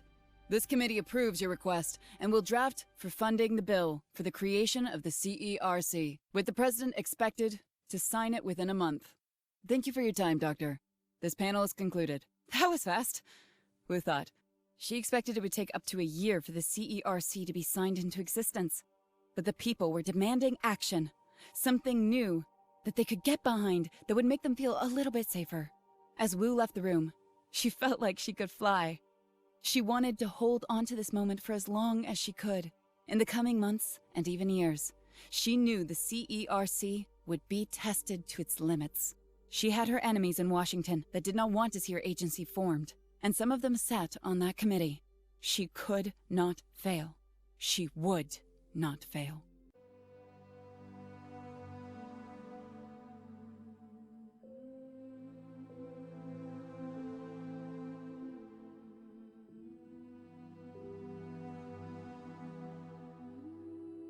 Captain Adrian Winter, New York City, New York. 6 weeks later, looking up at the sky, Adrian shielded her eyes from the glare of the sun as not a cloud was in sight. It was a beautiful day for the memorial service as thousands had come to Liberty Island to remember those lost 6 weeks ago. Isn't it supposed to rain at memorial services? Damn you, Hollywood, for your cliches. Her sister loved the rain, which was why she was not bothered by the overcast as she and her fiancé came to see the statue. It was her dream to see the monument. Adrian said she would bring her here a few years ago, but a new overseas crisis changed her plans. So, another year passed and another broken promise. How many promises did I break? I should have been a better sister. The memorial service was held so the country could mourn together, with the president and hundreds of foreign dignitaries in attendance. Adrian had buried her sister. Her body was released to the families 2 weeks after the attack, but the body was too severely damaged for an open casket. I hope you didn't have to suffer too long. Of course, she had, and Adrian knew it. She was murdered, shot multiple times, and slowly bled out, alone on the grass. You deserved so much more. More time to find your place in the world. Time to get married and have a family. I should have been there with you. I could have done something. Adrian felt survivor's guilt. It was something she had experienced before and seen from her men. She had lost plenty of people in combat, some of whom were very close friends. Every time someone was killed, she wondered if there was something she could have done differently. Every soldier knew when their time was up in war. There was nothing anyone could do to change their fate. It was part of every soldier's reality, and something each one had to come to terms with. But the guilt she felt now was worse than anything she'd experienced. Shaking her head, Adrian thought to herself, "What am I, some damn 80s action hero? What could I have done that would have made a difference? I would be dead right here with you, wouldn't I, Tess?" Adrian was going mad, arguing with herself that she wanted to bolt out of her seat and scream to the heavens. She wanted someone to blame. Of course, there was the terrorist, but those sons of bitches were dead. She could blame the people who made the VX gas, or those that lost it. What good would that do? The list just went on. But each time the conclusion was the same. There was nothing to direct her anger at that would have brought her sister back. Adrian focused on the stage. The Statue of Liberty was behind it, looking out over New York City, as it had for 100+ years. Then, standing up to the podium following prayers from New York's Archbishop, President Lowe began his speech. "Those lives that were lost here on this horrific day are all heroes. Their names will live on in our hearts and our memories for all time. And as the country tries to heal, we must promise ourselves that their deaths were not in vain. That those responsible for this may never carry out such an attack ever again. This I vow to every American as I stand on this sacred ground. America will endure. We will not be intimidated." He prattled on for the next 15 minutes, speaking as if he was at a convention rally during an election year. He made promises that were impossible for any man, even the United States president, to keep. Of course, it was meant to fire up the American spirit of self-determination and self-reliance. It did not change the fact that over 4,000 people were dead, and likely there would be more in the future. Yes, gaps had to be purged in the system to make it harder for such groups to carry out an attack. But nothing he said was ever going to make the world the same again. Adrian rolled her eyes and thought to herself, "Damn turd. Tessa would hate to know you were up there speaking as if you knew her. Her death was meaningless, no matter how you try to spin it." As much as she argued about their political views, she respected her sister and her firm liberal beliefs. Worse still, President Lowe had a gift for making the sincerest words sound condescending. Most of Lowe's speech, which he rambled on for the past hour, felt like it was more about him covering his ass. He went on about how the attack was unthinkable, carried out by radical extremists who believed in anarchy. He forgot to mention the Crow movement was war veterans who pulled together for a common reason. They were determined to fight against a nation that had abandoned them when they needed help from their government. Lowe's administration had only made the problem worse. Hence, why they called for his resignation during the crisis. It did not condone what they'd done, but it was a reason nevertheless. Tears first, patriotism second, revenge next, and the truth last, she thought bitterly. Adrian could not listen to Lowe a moment longer. She stood from her seat and quickly left. Adrian found herself racing to the spot where her sister died. The central docking area had been cleaned up and mostly restored. Some evidence of the attack retained, such as bloodstains, seeped into the concrete or stained the grass. Tears fell under Adrian's eyes as she reached the spot where her sister had died. Her body had been kept on the ground for 4 days, leaving an impression. Falling to her knees, Adrian began to dig in the dirt frantically. A voice spoke from behind Adrian. "You're getting your dress uniform filthy, Captain." I don't care," Adrian said. She turned and saw who the speaker was. Her eyes widened at the realization as she quickly stood back to her feet and saluted. "General Spears!" "At ease, Captain." The general looked past Adrian and glanced down at the hole she just dug. Adrian noticed, feeling embarrassed as she brushed the dirt off her uniform. "It's a charm bracelet, sir." "Excuse me?" "My sister, Tessa. She wore one most of her life. She added little charms to it that marked important milestones in her life. They returned it to our family, but one of the charms is missing," Adrian said. "I'm sorry about your loss. I'm guessing you're tired of hearing that, aren't you, Captain?" "To be honest, I am, sir." "Good. I think it's about time you did something about your loss than mourning," Spears said. Adrian looked confused as she said, "What do you have in mind, sir?" "You've heard that the creation of the CERC has been approved and signed?" Spears asked. "Vaguely, sir." "Well, Dr. Juliet Wu will act as the director. As she builds the scientific side of things, I've been tasked with putting together the agency's military assets. I believe you would be a good fit, Captain." "Me, sir?" Adrian had not known the general long. She had served under his command during her last tour in Afghanistan a few years ago, and liked the man quite a bit. He was known for his quick thinking and strong determination to get the job done, but not at the risk of losing those who served under him. He was best described as a great compromiser who had a knack for making friends even out of his enemies. This quality helped him bring peace to a region of Afghanistan that had never known anything but war. "I can't think of anyone better. You served me well, and I know you are cool under pressure," Spears said. "I also feel with the loss of your sister, joining to prevent such an attack as this one from ever happening again is an adequate motivation," he added. "Can we prevent this from happening again?" Spears put his hand on Adrian's shoulder. His eyes narrowed as his expression hardened. "You damn well better believe it." Adrian paused as she looked back at the podium. The crowd was clapping quietly as President Lowe finished his speech. He took his seat as the next speaker stepped up. "You can take some time to think it over if you like," Spears said. "No," Adrian said abruptly. "The last thing I need, sir, is more time doing nothing. I'm in." Spears smiled and said, "You'll do your sister proud." Adrian saluted Spears, who was about to turn and leave but stopped himself as he looked down. "Captain," he said, indicating to the dirt with his eyes. Adrian turned and saw, lying in the dirt, a small silver charm. She recognized it right away. Falling to the ground, Adrian scooped it up and held onto the object tightly as tears rolled down her cheeks.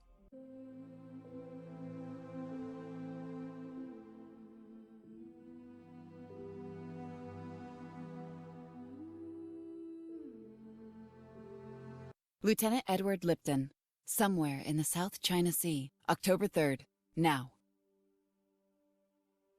Lieutenant Edward Lipton, U.S. Navy, moved swiftly through the nuclear submarine's narrow corridors. His destination was further stern in the operations room, where 3 Navy SEALs under his command had gathered for their briefing. Tripping over one of the lower bulkheads, Lipton cursed under his breath. Even with the 9 years in the Navy, he still hated submarines. The notion of being inside a metal tube 2,000 feet underwater was unsettling, as even the slightest pinprick to the hull could be disastrous. The thought of freezing waters rushing into a fissure, filling the interior of the boat with little to no chance of escape, terrified him to no end. Nevertheless, submarines and SEALs went hand in hand. Reaching the operations room, his team squeezed into the small space, accompanied by one of Utah's officers. Everyone stood around a digital display that sat in the center of the room. The screen was currently settled on a small island in the South China Sea, about 150 miles northeast of the Philippines. China had long waited to control these waters. First, they spent billions of dollars building artificial islands, Chinese land in the middle of a free sail zone. Then, ignoring international maritime law, they set their boundaries for what was claimed as Chinese waters. Finally, any foreign ship entering the territory violated their sovereignty, leaving the two great military powers on a razor's edge in this region. "I just got off the box with Washington. The mission is a go," Lipton said. A naval officer removed a key that hung around his neck. Once Lipton confirmed the go-ahead, stepping over to a locked box, he inserted the key and unlocked the safe. Inside was an envelope that was sealed. Taking it out, the officer stepped over to Lipton and handed it over. "Confirm the transfer of sealed orders at 1808 Zulu time," the officer said. "Confirmed," Lipton replied. Lipton opened the envelope. A small disc was inside, which he slid into the console. A moment later, an image of their target was displayed. Lipton had already been briefed before his team rendezvoused with Utah, but that only covered the operation's essential aspects. Finite details would be planned and sent ahead to the USS Utah before being uploaded onto a disk and sealed away until this moment. The digital map automatically shifted before settling on a small island just over 80 nautical miles from the submarine's current position. Then, it zoomed in closer before centering on a small landmass, only about a mile in length and a few hundred yards across. A single dock was built to the island's west, large enough to receive a Chinese-type 052D destroyer on a supply run. A series of two small buildings were situated in the island's center with connecting roads to the dock, joined by a barracks that housed 300 Chinese Marines. More than a few weapon placements were seen, HQ-9 surface-to-air missile, and a few anti-ship weapon systems. The last structure was a radar building, standing on the far north of the island. While well hidden, there were indications the buildings had other purposes, as a massive power grid and external refrigeration units could be seen, which would not serve any of the soldiers' immediate needs. Indeed, much larger and more critical islands in the area would have easily overlooked this installation. Intelligence has confirmed that this island, codenamed Manta, is a secret Chinese viral weapon research facility. It houses some of the worst stuff imaginable, all of which can easily be put on any number of warheads and fired at targets upward of 500 miles. A particular bad germ, known as the Pangu Virus, has our boys back in Washington worried, Lipton said. Lipton began cycling through the files, each revealing high-resolution images of Manta. He focused on the main facility where they believed the virus was being kept. The most significant pictures were a series of blueprints that had somehow been hacked from a Chinese server or smuggled out from a record room in some highly secure government building back on the mainland. The facility seemed simple enough, with various corridors and officers surrounding a central chamber, serving as the research floor. "We know that 6 years ago, the Chinese military used an earlier version of the virus on their people when a small village in the Kaizen district was exposed by a weaponized version of the Pangu virus. The death toll was 100%, with some 1,500 people dead in as little as a week. If this weapon were ever to be used against a civilian population, such as Manila, the closest high-value target in the range of Manta, it would make the Liberty Island attack seem like a chickenpox outbreak." "We're destroying it then?" asked Chief Lewis. "As much as I would like to say yes to that question, we've been instructed to capture several samples of the virus and bring it back home. The rest is to be destroyed using thermite charges," Lipton replied. "This should be interesting," Lewis added. "Thankfully, we won't be doing all the legwork ourselves," Lipton stated. The map shifted to the north of the island as a new set of images were shown. detailing a raiding party of 6 vessels to head for the island and strike various points along the northern coast. A group of Vietnamese pirates has been commissioned and kindly asked to provoke the Marines stationed in Manta, so we can enter, get our sample, and extract swiftly. Hopefully without too much of a headache, Lipton said. Those poor bastards won't last long against the Marines, Petty Officer Carmen said. I doubt they'll last 10 minutes. Thankfully, that's all we need. Once the virus has been grabbed and data destroyed, we extract back to the water. We will meet with a disguised cargo ship, the Voyager Dawn, where the sample can safely be stored, Lipton said. With the world's most dangerous viral weapon? Man, I miss the old days when all we were worried about was nuclear annihilation, Lewis added.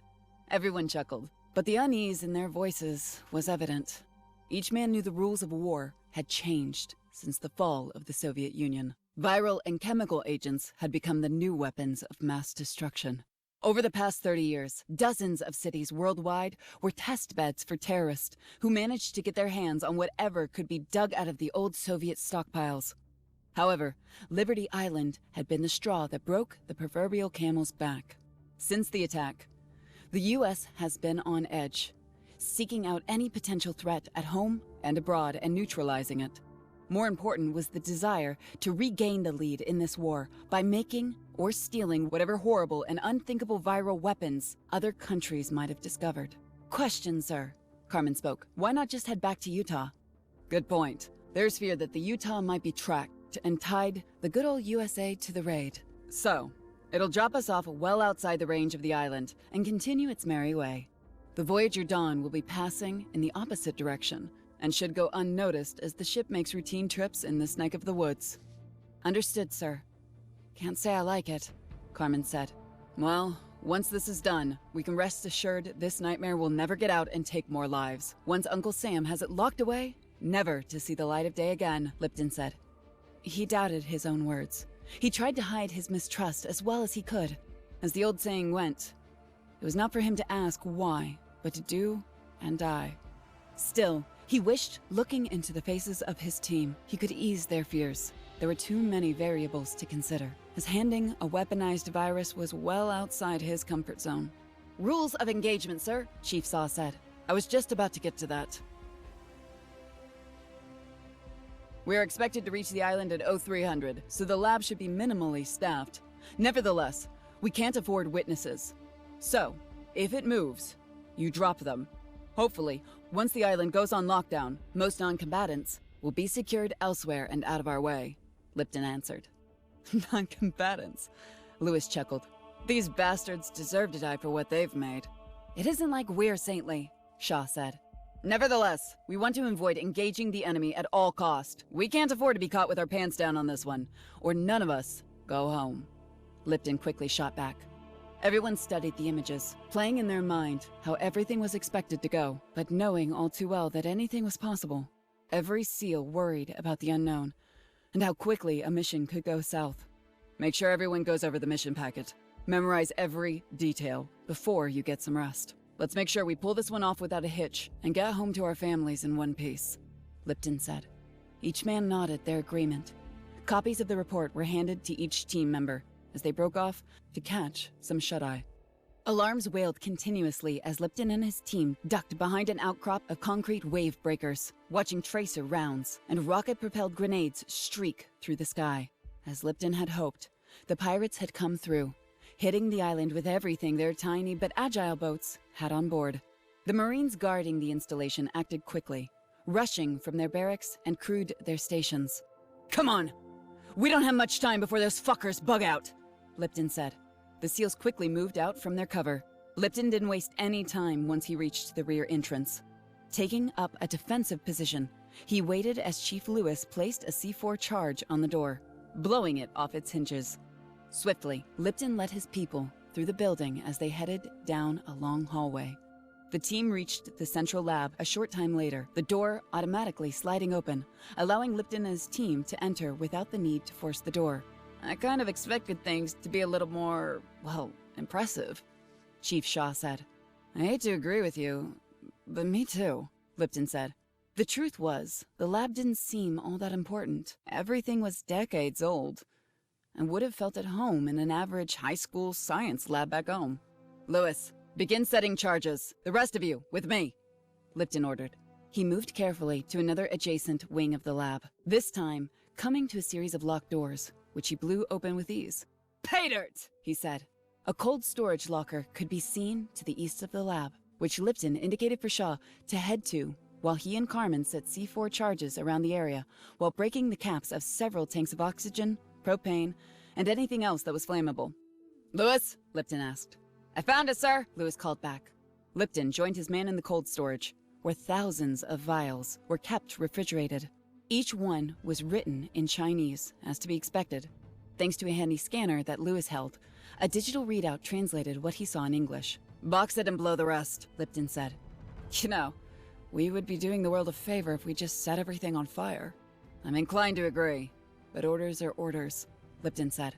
Lewis grabbed a handful of capsules and dropped them into a specially made container that would keep them cold and safe until the team reached the Voyager Dawn. Once he was done, he and Lipton set double the amount of thermite charges in the storage room to ensure that everything was destroyed in the blast. The last thing they wanted was for the soldiers on the base to be contaminated. "Are we set?" Lipton called out. "Charges are set," Carmen replied. "Loading a bug onto their servers now," Shaw replied. "And the package is secure," Lewis answered. "Then, let's get the hell out of—" Just then, a technician walked into the room despite that the alarm had not ended. He froze in place, only his eyes seen as he wore a lab coat and surgical mask and cap. The man froze like a rabbit under the butcher's knife when he saw the black-clad, armed men standing before him. Lipton fired a quick burst, putting 3 bullets in his chest. The man fell face first, landing against a workbench, knocking all the contents to the floor. When some chemicals mixed, a fire suddenly sparked to life, consuming the dead man. "Let's move, people!" Lipton said.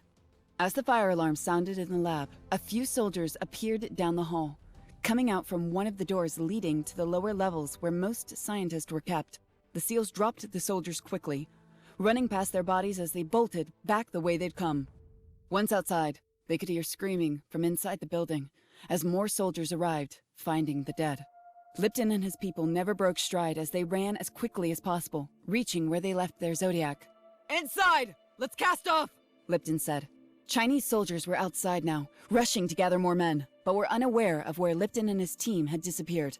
By the time anyone would get to their position, they were gone, speeding off over the horizon just seconds before the lab and everything inside it blew. The sky flashed bright white, with the sound of the explosion reaching Lipton a mile out to sea. Smiles were on everyone's faces as they began to laugh, as the thrill of what they'd just done sunk in. They remained on course for the next 2 hours, adrift out in the middle of nowhere before the 50-year-old freighter, the Voyager Dawn, appeared over the horizon. Lipton could see through his night vision. The ship made a slight course correction before heading straight for them. Once the Voyager Dawn came alongside their small craft, a ladder was dropped for the SEALs. Lewis went up first, holding tightly onto the case that had the Pangu samples inside, and was soon followed by the rest of the team. Lipton was last as he set a small demo charge on his boat, which would destroy it, removing any evidence they'd ever been out there in the first place. Once on board, the team went below deck to the cargo bay, where a cold storage chamber was stored. "Hard to imagine that such a small thing could cause so much harm," Lewis said as he took out the samples, 8 vials total, and placed them carefully into their new containers. "Hardly seems worth it if you ask me," he added. "Where's the honor in defeating an enemy with something no one can hope to fight against?" "I don't know, Chief. I don't even know why God would allow such a horrible thing to exist in the first place," Lipton said. "Well, I, for one, want to forget this day ever happened," Lewis said. "Same here." 2 days later, Lipton felt sick to his stomach. He had already thrown up twice in the past hour as the Voyager Dawn rocked violently in rough seas. He was told 2 hours ago that a massive storm had surged right across the path of the ship, and while the captain had requested to change course, it had been rejected. Washington wanted the Voyager Dawn back in American waters as soon as possible, as the fallout from the Chinese base attack had made international news. China claimed the West attacked its sovereign territory. Typically, Such actions would have been swept under the rug as an embarrassment that either China or the United States wouldn't allow such an incident to go noticed by the world at large. But something was different this time. It was as if Beijing wanted the world to know something terrible had happened, almost as if they were trying to deflect blame for something that had not happened yet. Suddenly, an alarm sounded right before the ship captain screamed over the loudspeaker. "Brace for impact!" Lipton hadn't time to heed the warning as the ship was struck. He fell against the bulkhead, slamming hard against his left shoulder, feeling it pop. He forced himself back to his feet as the Voyager Dawn continued to rock severely, so much so that for a second he thought he was standing on the walls. Racing upstairs, his hand holding his shoulder, Lipton reached the bridge. 2 windows had been blown out, allowing a wash of freezing water to flood the compartment. "Christ's sake!" Lipton said, his eyes budging as he witnessed the fury of the storm outside. "How far are we from the mainland?" he asked. "Hours? At least 11. To be honest, I don't think this bucket is going to make it. I haven't seen seas like this in ages," the captain said. "It is like Poseidon has a personal grudge against you boys," he added. "Radio the Coast Guard," Lipton said. He had to raise his voice. Barely a word could be heard as the storm overpowered everything. "I can't! The radio is gone!" the captain said. "What? Are you serious?" "I'm not a man that lies, Lieutenant! Captain, look!" One of the bridge crew screamed as he pointed, indicating to a massive wave bearing down on them. "Hard to port!" The crew heeded the command as the helmsman pulled the wheel as far to port as it would allow. The Voyager Dawn had to come head-on with the rogue wave and try to power through it. The wave was coming quickly, striking the bow at a slight angle. Everyone on the ship's bridge was thrown from their feet and crashed hard against the back wall. A gulf of water flooded onto the bridge, shattering every window as it rolled over the crew, carrying 2 men outside where they disappeared into the darkness. Lipton felt like he was drowning as he swallowed a mouthful of seawater. "Lieutenant, are you all right, boy?" the captain asked as he lifted Lipton back to his feet. "Get this boat back to dry land ASAP! I need to check on the cargo!" Lipton shouted. 2 of his men were already down there, Lewis and Shaw. He ordered them to stay with the sample before the storm hit. Right now, they were struggling to move some debris that had crashed down on someone, pinning them to the floor. "Who is it?" Lipton asked, joining his men. "Carmen!" Shaw yelled. "We need some equipment to get him out," Lewis said. Lipton could see it was pointless. While he couldn't see his man, save for a single leg, he knew Carmen was more than likely crushed and died instantly under so much weight. "The virus. We need to make sure it is secure," Lipton ordered. "But Carmen," Shaw said. "He's gone. We'll come back for him when we can. But right now, we have to secure our mission." Lipton's words sounded harsh, he knew, but they needed to be told to snap his people back. The remaining 3 SEALs rushed over to the container that housed the samples, finding that it was at risk of being broken from its secure place within the cargo hold, despite being bolted to the floor. Lipton stumbled forward as the ship rocked violently. His vision was starting to blur as the pain in his shoulder was becoming more than he could bear. Snapping himself back, he quickly inputted the code into the locking mechanism, opening the swinging doors. "Pull it open! Quickly!" he demanded. Lewis and Shaw did as they were ordered. Lipton rushed inside and stopped just before the sealed containment device the samples had been stored in. It lay on the ground and was pretty bashed up, with a part of the case ajar. Lipton puts in the next series of codes as he steadied himself, forcing the case open as he saw each of the vials were safely inside their cold storage. "I need the backup case quickly!" "This one has been compromised," Lipton said. Shaw ran forward and grabbed it. "I got it!" he said, turning to hand it to Lipton. Right then, the collision alarm sounded once more, followed shortly by the boat captain yelling, "Rogue wave!" Lipton tried to steady himself, wanting to slam shut the case he still held in his hands before the wave could hit the Voyager Dawn. It was too late. The ship was slammed harder than it had been before as the 3 SEALs were thrown about the cargo bay like toys. At that moment, Lipton could have sworn that time suddenly slowed to a crawl as he watched the vials fly free from his grasp. Each one soared through the air before crashing on the hard steel floor of the cargo bay, shattering into a spray of glass shards. He knew the virus was invisible to the eye, with only the liquid splashing onto the ground.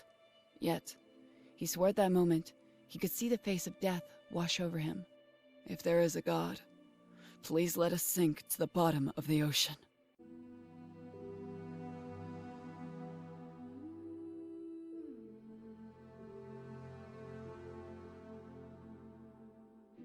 Chelsey Trader, Half Moon Bay, California. Chelsey smiled as she waited patiently for her grandmother to pour the tea. It took a lot of effort. More now than it had this same time last year. She was slowly starting to slip away. Her body, at least, as the 94-year-old's mind was as sharp as a bag of razors. Oh dear, I am so sorry. That is far too much for a little thing like you to have to drink, Bella said.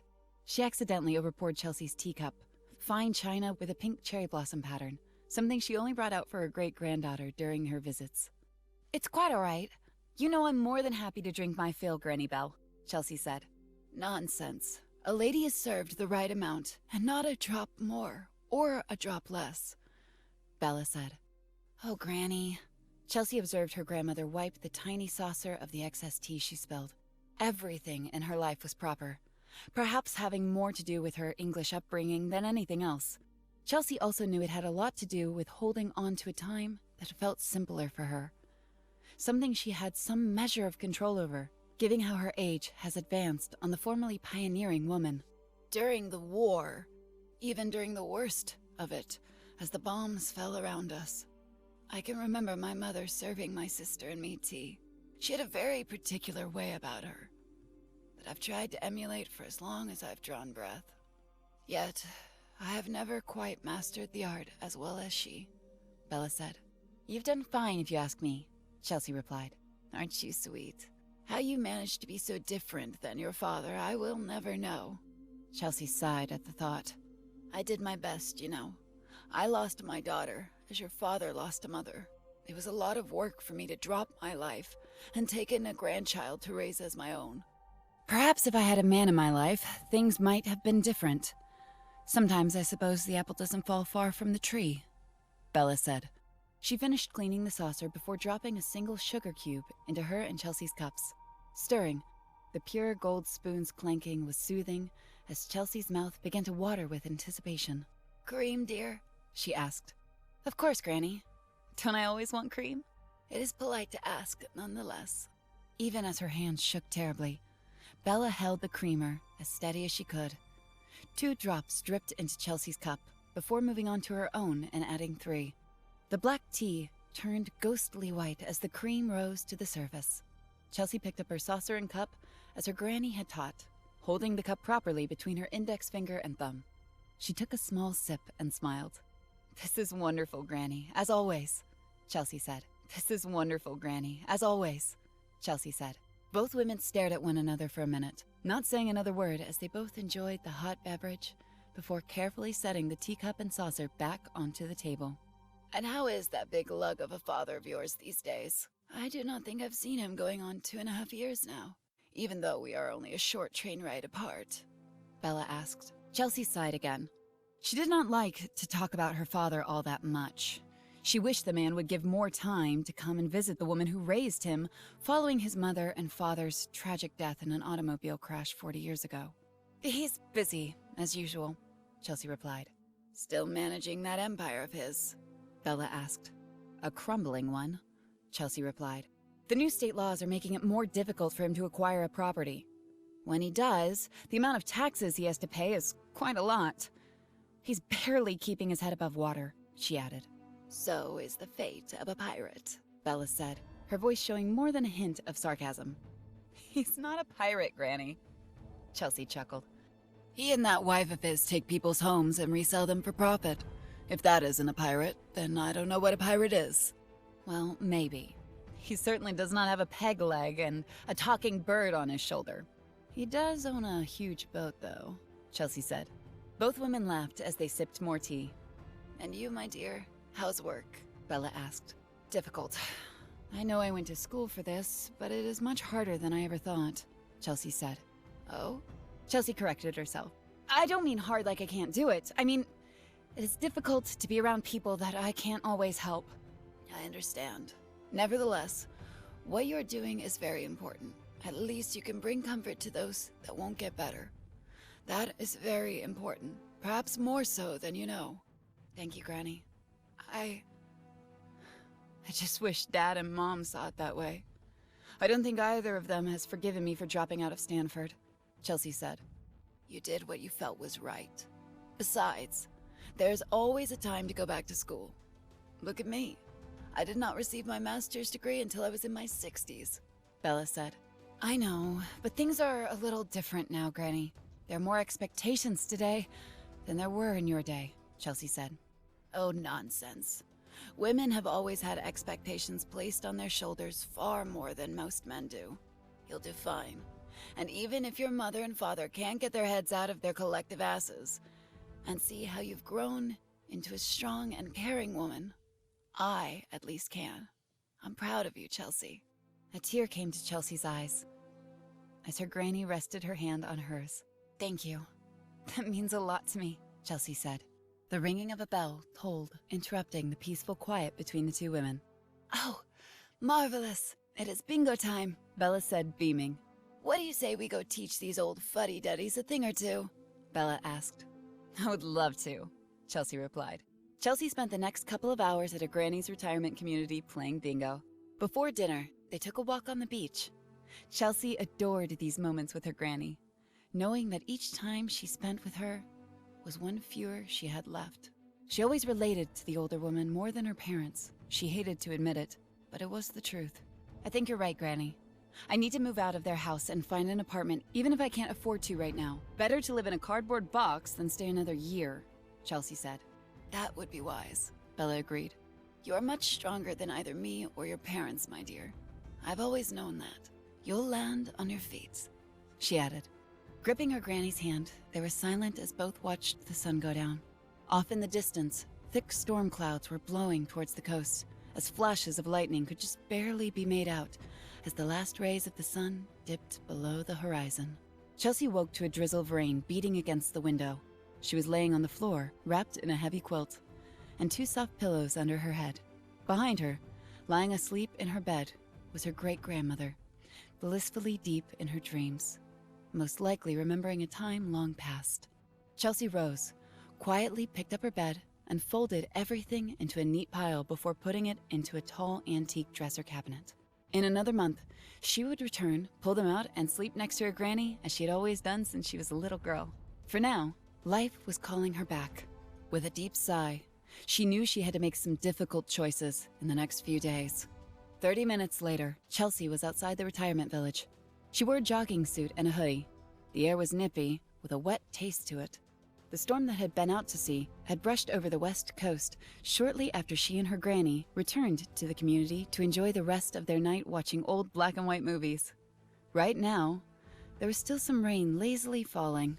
Checking her watch, she saw she had 3 hours until the first train back to the city departed the station. There was just enough time to jog a couple of miles down the beach, return for her things, say goodbye to Granny, and get back to San Francisco just before her shift at the hospital. She put a pair of wireless earbuds on and tuning in to her favorite Johnny Cash album. Then, she took off at a slow jog down the winding path that led to the beach. Chelsey enjoyed the softness of the sand.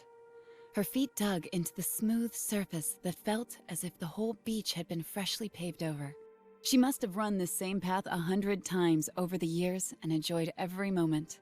At this early hour, the sun has not risen. However, the community was peaceful and typically woke later in the morning. So, Chelsey had the whole beach to herself. About 45 minutes into her jog, just as the song Ring of Fire started to play, a strange sound forced Chelsey to stop and pull her earbuds out to listen more carefully. It sounded again, a peculiar grinding of metal as waves bashed against it. She could not see what it was, not yet. She hadn't rounded the cliff that blocked her view. The grinding that sounded like a beached metal monster continued as Chelsey steadied her pace and continued along the beach. Some more objects were on shore. To her surprise, most of it was clothes. This wasn't unusual necessarily, as cargo ships often lost whole crate loads of goods that eventually washed up on a beach somewhere in the world.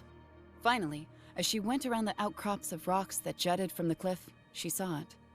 A container ship had run aground. The bow of the ship was jammed between an outcrop of rocks. More containers were washed up, all along the vessel with piles of clothes and other effects.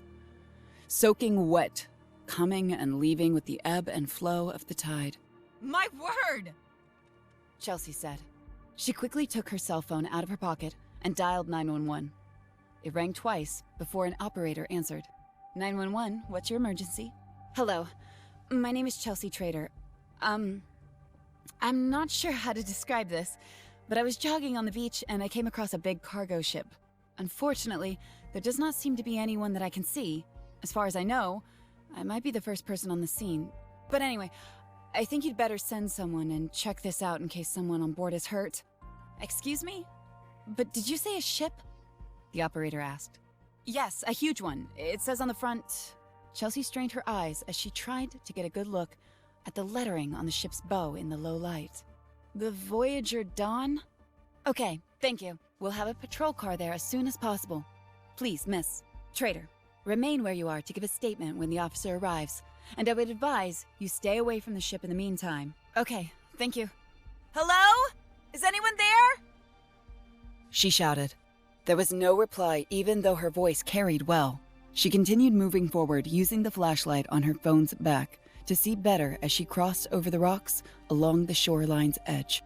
Hello? She called out again. I called the police. They should be here shortly to help if anyone needs assistance.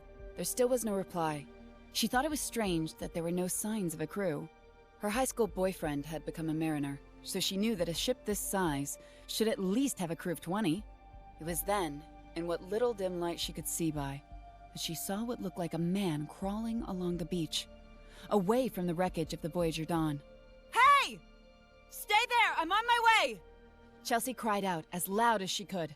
She carefully moved down through the rocks and back onto the sandy beach, running as quickly as her legs could take her to the man.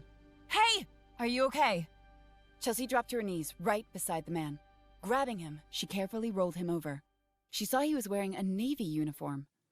The man's eyes were wide and blood red. She realized that blood was coming out of his sockets, nose, ears, and mouth. I'm a nurse. I'm here to help, Chelsey said. The man struggled to say something, even trying to push her away from him as he gasped for words. Hey, relax. I'm trying to help you. Just as she finished her words, she heard sirens coming down the road above the beach. Some words now escaped the man's voice as he repeated the same thing over and over. Pangu.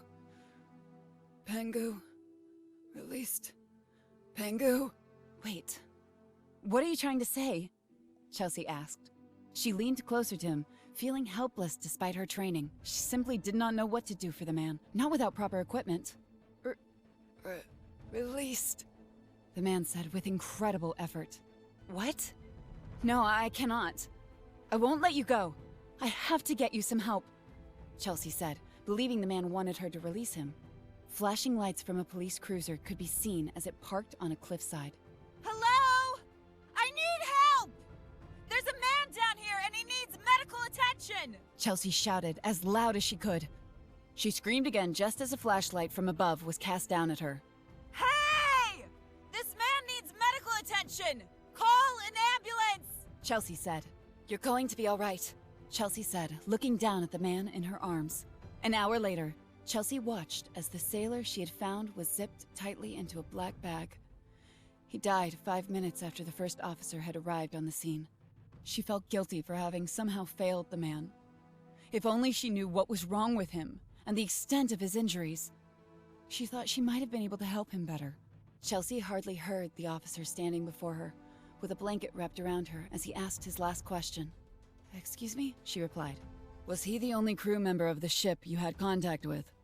The officer asked. Yes, just him.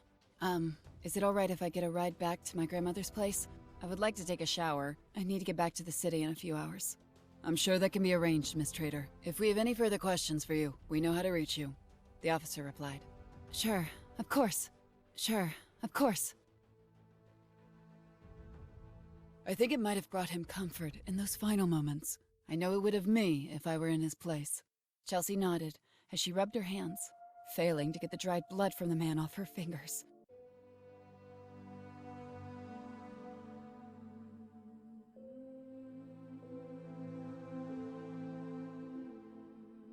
Dr. Juliet Wu, Bethesda, Maryland. The ride up to the 9th floor of the Bethesda Naval Hospital was agonizing. For years, Juliet Wu had come here to watch her father die as he received cancer treatment. An old soldier, he was a man of incredible courage and dignity, but it hit Wu hard to see such a character brought to his knees as he slowly rotted away to nothing. He battled his disease for 5 years, as if it were an enemy that needed to be quashed. For Wu, it broke her. Her father had been her rock. She was determined to fight his cancer and even went as far as to promise him a cure. After all, she was the brilliant Dr. Wu, lead researcher at the CDC. However, it was not enough, as his will was broken, and his heart was ready to move on. For a long time after, she had resented him, angry he had given up so suddenly. But then something far worse happened to Wu. 2 years ago, which was supposed to be the most crucial time in her life, as she built the CERC from the ground up, the worst tragedy any woman could face hit home. May, her daughter, became gravely ill with a disease that had no name among the scientific community until a few months ago. The bright young girl who showed incredible promise collapsed one day and did not wake back up for 6 months. Something in her brain had been infected resistant to all antibiotics. Evasive surgery followed and slowed the abnormal growth, yet it kept coming back like a persistent bug. Wu had always admired the virus and how resilient they were. A virus could survive extreme cold, heat, and levels of radiation that would doom a person. Yet it was a deviously simple life form capable of wreaking so much havoc, even bringing a world to its knees. The elevator opened. Wu took a deep breath before finding the courage to step forward, feeling like the threshold was an unbroken force field that wanted to hold her back. Each time, it mentally and physically pained her to find the necessary strength to take this long walk. Inside, her daughter's room was filled with balloons, flowers, toys, and cards sent to her by family and friends over the past week since she'd celebrated her 9th birthday. May was asleep as Wu entered. Right away, tears dropped from the corner of her eyes when seeing her daughter in such a sorry state. She seemed thinner and weaker each day, with her long hair almost entirely gone, and with only a few strands dangling like loose threads from a wicker doll. The bags under her eyes were nearly dark as night, as her eyes sunk deep into the sockets. Her arms were nothing but bone, as her muscles had been chewed away by the disease. Yet underneath this frail creature was a beautiful girl, whose heart beat with the determination to survive. Wu took her daughter's hand and held onto it for a long while as she lovingly stared down at her sleeping child. Subconsciously, May gripped her hand with what little strength she could manage.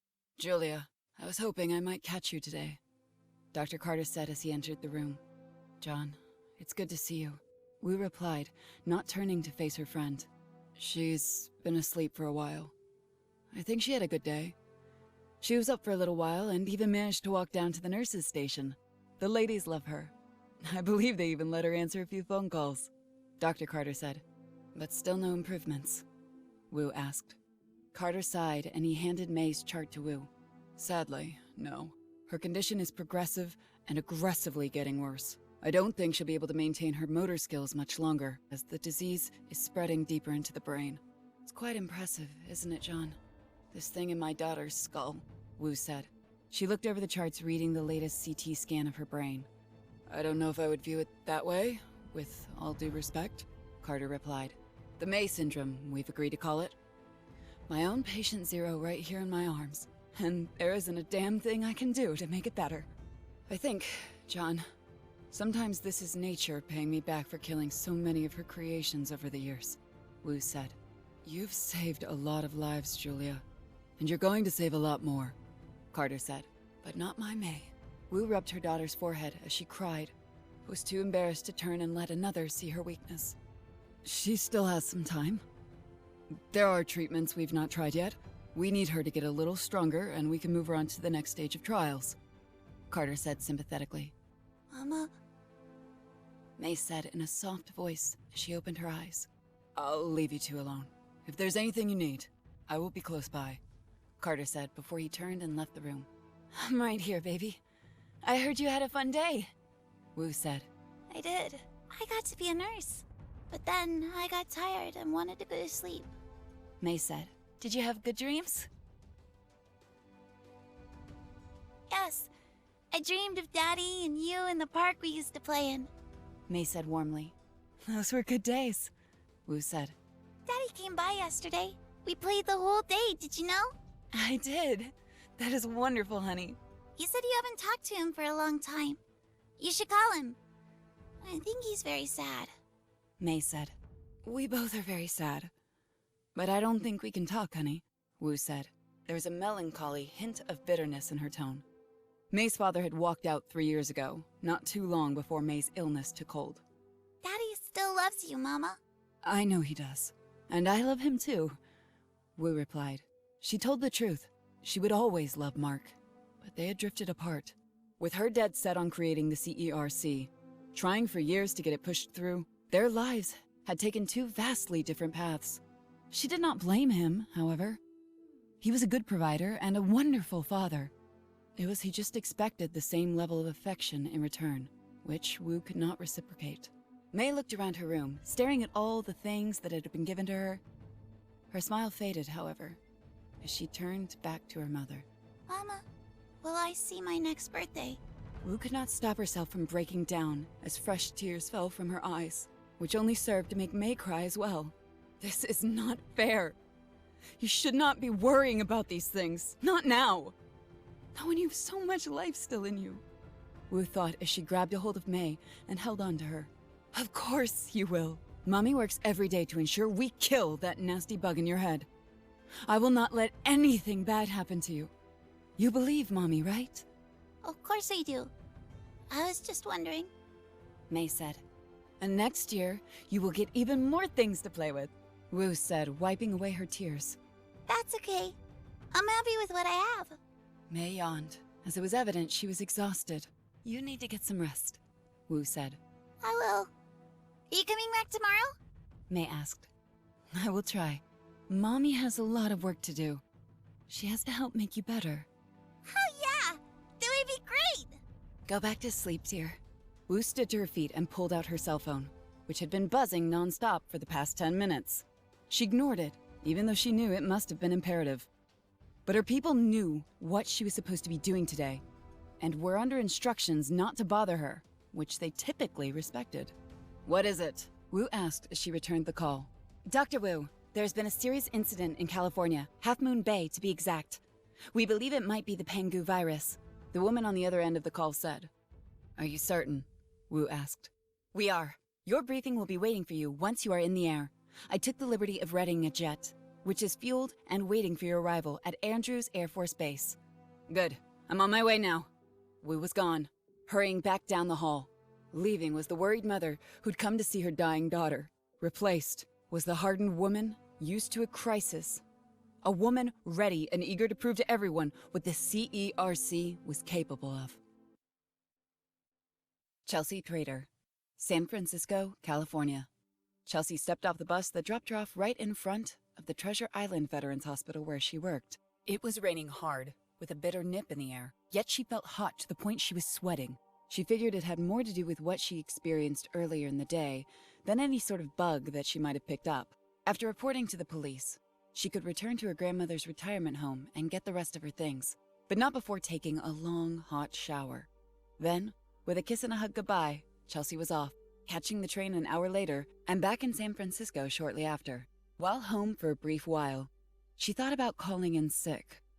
A part of her just wanted to go to sleep and pretend everything that happened today was just some kind of terrible dream. But the second she walked through the front door, her father was already on her case for some nonsense she couldn't remember doing.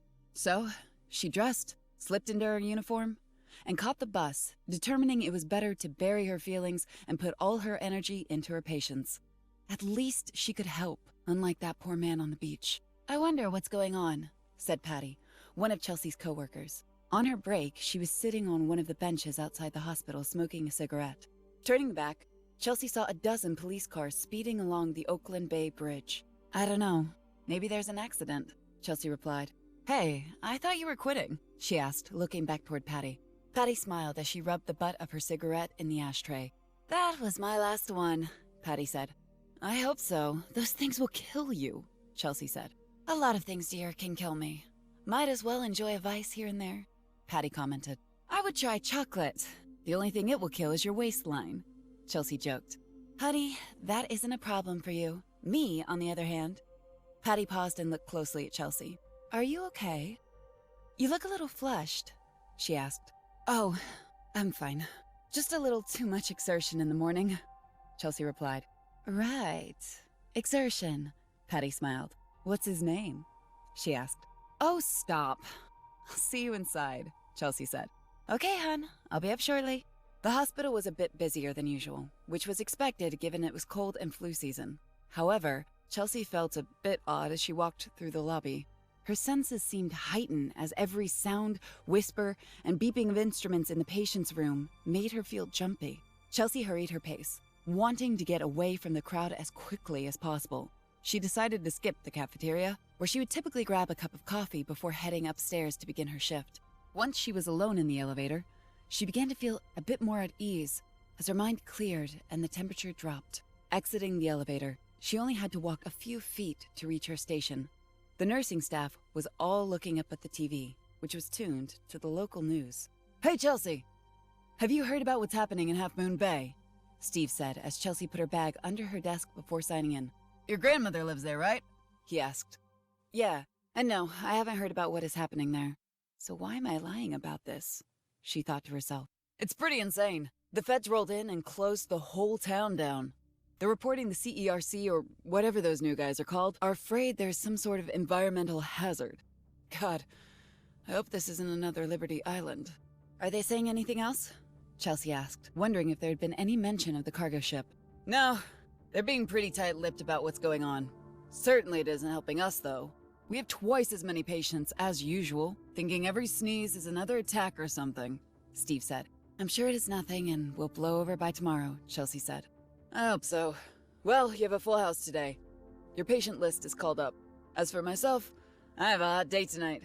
I'll catch you tomorrow, Steve said as he grabbed his backpack and coat. Thanks, Steve. I'll see you tomorrow, Chelsey replied. Chelsey printed out her patient list before starting her rounds. It did not take too long before her typical routine set in, and her mind focused solely on the people she was charged with caring for. Hours later, Chelsey was making her second rounds of the day, going to each of her patients' rooms to take readings, jot down their vitals, and generally have a conversation with them. It always saddened her that many of her patients were alone with no family to speak of. Most were old veterans, from previous branches of the military, or families of vets. Most were generally forgotten now that their service was over. But many still suffering from ailments, from long-forgotten wars relegated to history books. How's it going, Mr. Marshall? Did you sleep well? Chelsey said, as she walked into her last check-in. Much better now that you're here, my dear, he replied. Aren't you the sweetest? Chelsey said as she wrote down Mr. Marshall's blood pressure and heart rate into her pad.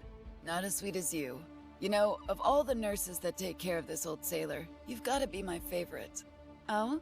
That isn't what Nurse Jackie said to me. She thinks she's your favorite, Chelsey said. Mr. Marshall blushed, which brought a smile to Chelsey's face. Well, you can't fault an old scuttlebutt for admiring pretty girls, can you? I bet you had plenty of pretty girls in your day, Mr. Marshall, Chelsey said. Oh, I had eyes for only one girl since I was in high school. One girl? Oh, really? Yes. My blessing. My angel. The love of my life since before I knew the meaning of the word. I do hope this story ends with you marrying her, Chelsey said. Of course, but it did take a long time to get to that point. I must have proposed 12 times. She wanted to go to college, but of course, a poor boy from the Bay couldn't hope to afford a big state school like her. So, I figured sooner or later, I was likely to be drafted, so I decided to enlist in the Navy instead, and beat the draft board to the punch. This was back in 1968, so Angel went off to college in Berkeley, and I was sent to Vietnam. That must have been hard, Chelsey said as she changed Mr. Marshall's IV. It was. Those were troubled times, at home and overseas. I thought going into the Navy, I would avoid the worst of it, but I was wrong. I spent 2 tours of duty on a riverboat, going up and down the country, seeing far more action than I thought I would. Angel and I wrote to one another every week, and for a little while, it was touch and go. I was unsure if I was coming home. She wasn't sure she wanted to wait around for me. So I let her go and thought that was the last of it. Was it? Chelsey asked. For a little while, yes. I decided to make a career out of the Navy. What else was I going to do when I got back to the States? Certainly not pump gas for the rest of my life. Angel eventually graduated, married, had a child, and worked in some big accounting firm for the next 10 years. Finally, out of the blue, while visiting my mother in the hospital, there she was. She was also visiting her mother in the same hospital. Don't tell me you two started having an affair. That would not make me happy at all, Mr. Marshall. Oh, good lord, no. Even I was not that ballsy. No, we just caught up and had a good time remembering the old days. She told me stories of her life, I told her stories of mine. And then, we went our separate ways, only now exchanging numbers. As Mr. Marshall continued his story, Chelsey suddenly began to feel very sick, to the point that the color in her face seemed to wash away. We frequently spoke over the next couple of years. Her marriage eventually came to an end, and I retired from the Navy. It was around that time that we thought it might be worth giving us another try. He stopped his story as he saw Chelsey's worsening condition. Are you okay, dear?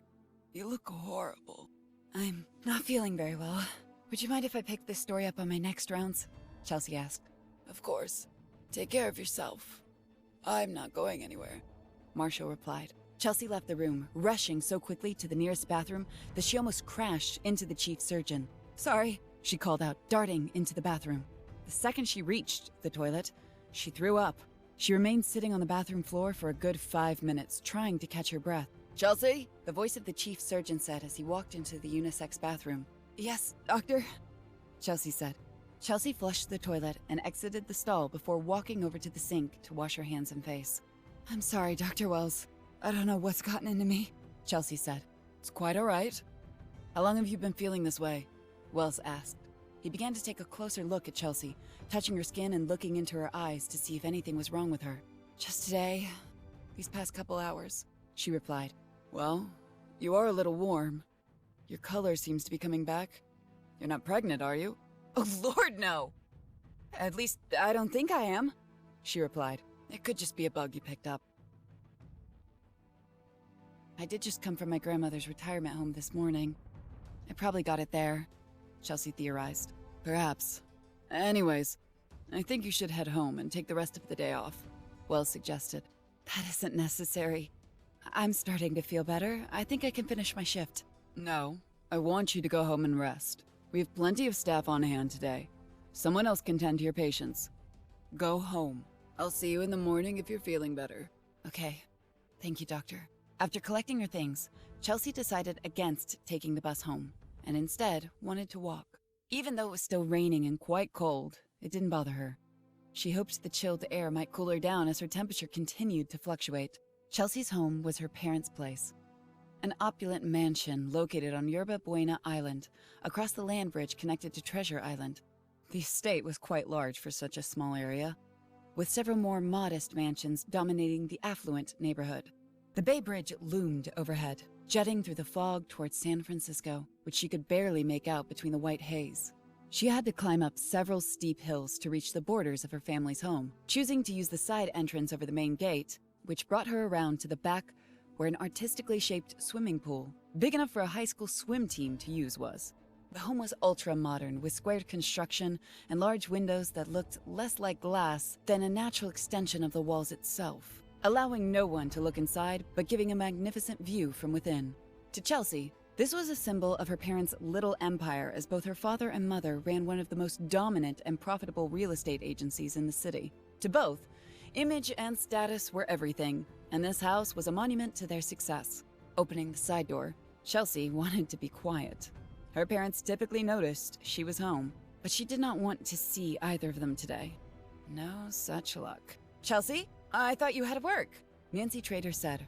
Her mother, slightly startled as she turned the corner from the kitchen area and nearly bumped right into her daughter. I was sent home, Chelsey replied. Sent home? Were you fired? Ted Trader, Chelsey's father, spoke up as he walked into the room following his wife. His head was buried in his cell phone, but the man had proven to be a world-class multitasker. No, I was not fired, Ted.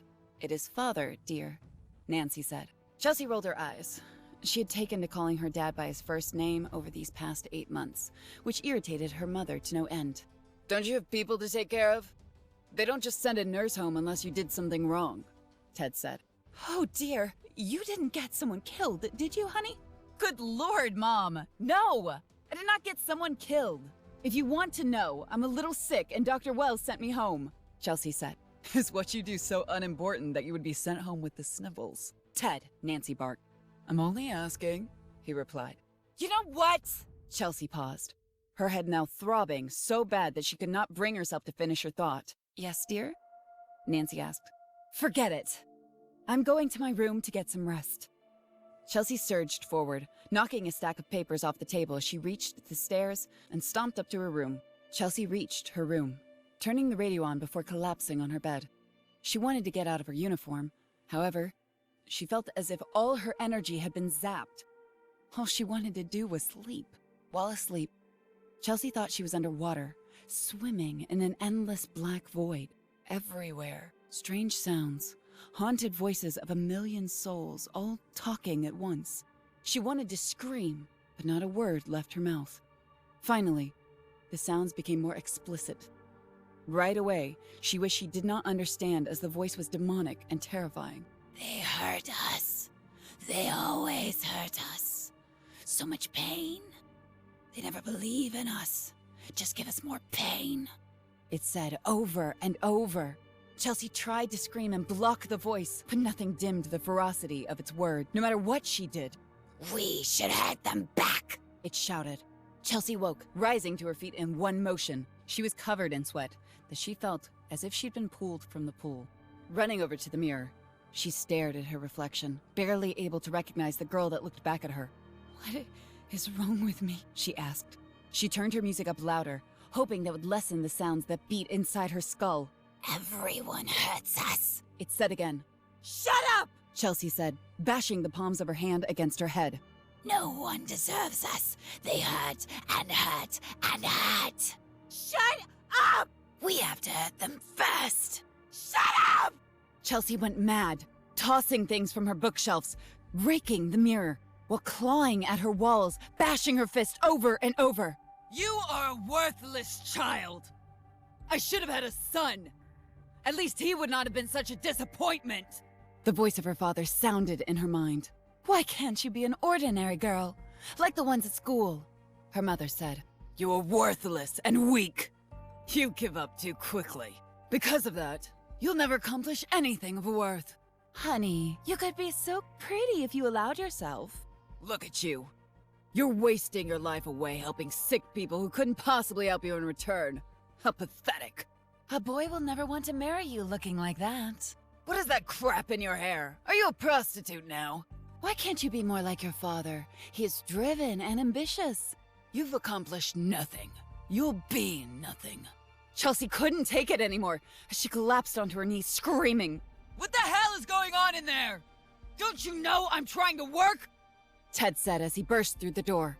What in Christ's sake is wrong with you? Look at this goddamn mess, little girl! Chelsey said nothing. She remained still. Do you hear me? Look at me when I'm talking to you! Ted grabbed Chelsey by the shoulder and tried to pull her up. He did not have to, as Chelsey rose to her feet and turned to face her father. My lord! What is wrong with you? He said, his voice quivering in terror as Chelsey's eyes glowed, and her skin cracked as if something underneath wanted to burst out. She grabbed her father's hand, which was still on her shoulder, and tugged. The man said nothing at first, as the shock of what happened settled in. He looked down at Chelsey. She held something in her hand once she pulled away from him. It didn't seem to dawn on him at first that what she was holding was a bloody stump that was his arm. Not until he glanced over at his shoulder and saw she'd torn the thing clean off at the joint. What's wrong, Daddy? Chelsey asked, her voice otherworldly. Her father collapsed to his knees as the realization of what just happened to him set in. A terrifying scream filled the house from behind him as Chelsey's mother was standing in the doorway. Grabbing her father by his neck, Chelsey ripped out his throat as her fingers clamped down on the soft flesh. Ted gargled as blood poured from his throat before he fell over, landing on the edge of Chelsey's bed, and bled out, his body twitching violently. Nothing to say to me now, do you? Chelsey said to her father before he died. Nancy continued to scream, turning from her daughter, and ran. Oh, Mother. Chelsey said with a wicked smile as she gave chase. Nancy screamed frantically.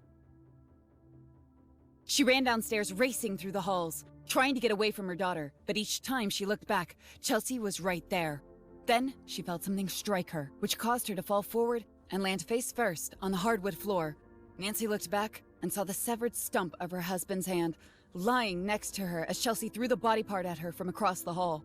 You two have always been inseparable, Chelsey said. Nancy struggled back to her feet, but could not get very far before she was grabbed by Chelsey and tossed 15 feet through the air, crashing through a stack of wine bottles that had been among Ted's pride and joy. Nancy could not get back to her feet, falling several times as liquor covered her body, and countless shards of broken glass had pierced her skin. She crawled and managed to reach the garage. Her right leg was broken. Nancy looked up at the gun locker that was set against the opposite wall. She crawled to it, leaving a long streak of blood and wine, which mixed until it was indistinguishable. Chelsey was behind her, now slowing her pace as she watched her mother struggle to reach the gun cabinet, which would have been futile even if she had the strength to stand, as the cabinet was locked. Reaching down, Chelsey grabbed a fistful of her mother's hair and lifted her off the floor, where she dangled like a fish caught on the line. Please, Nancy struggled to say. Am I pretty now, Mother? Chelsey asked. Before her mother could utter another word, Chelsey bashed her skull down on the hood of the car. The first impact did not kill her, as the side of her face split open. But on the third, she was dead, as bits and pieces of her head came loose under Chelsey's grip as she continued to thrash her mother's head into the car. Finally, when hardly anything was left of her mother, Chelsey stood back. She felt powerful and felt connected to everything. She felt her mind reach out to others that she connected with and called them to wake up with her. None of you deserve this world, Chelsey said in a low, guttural voice.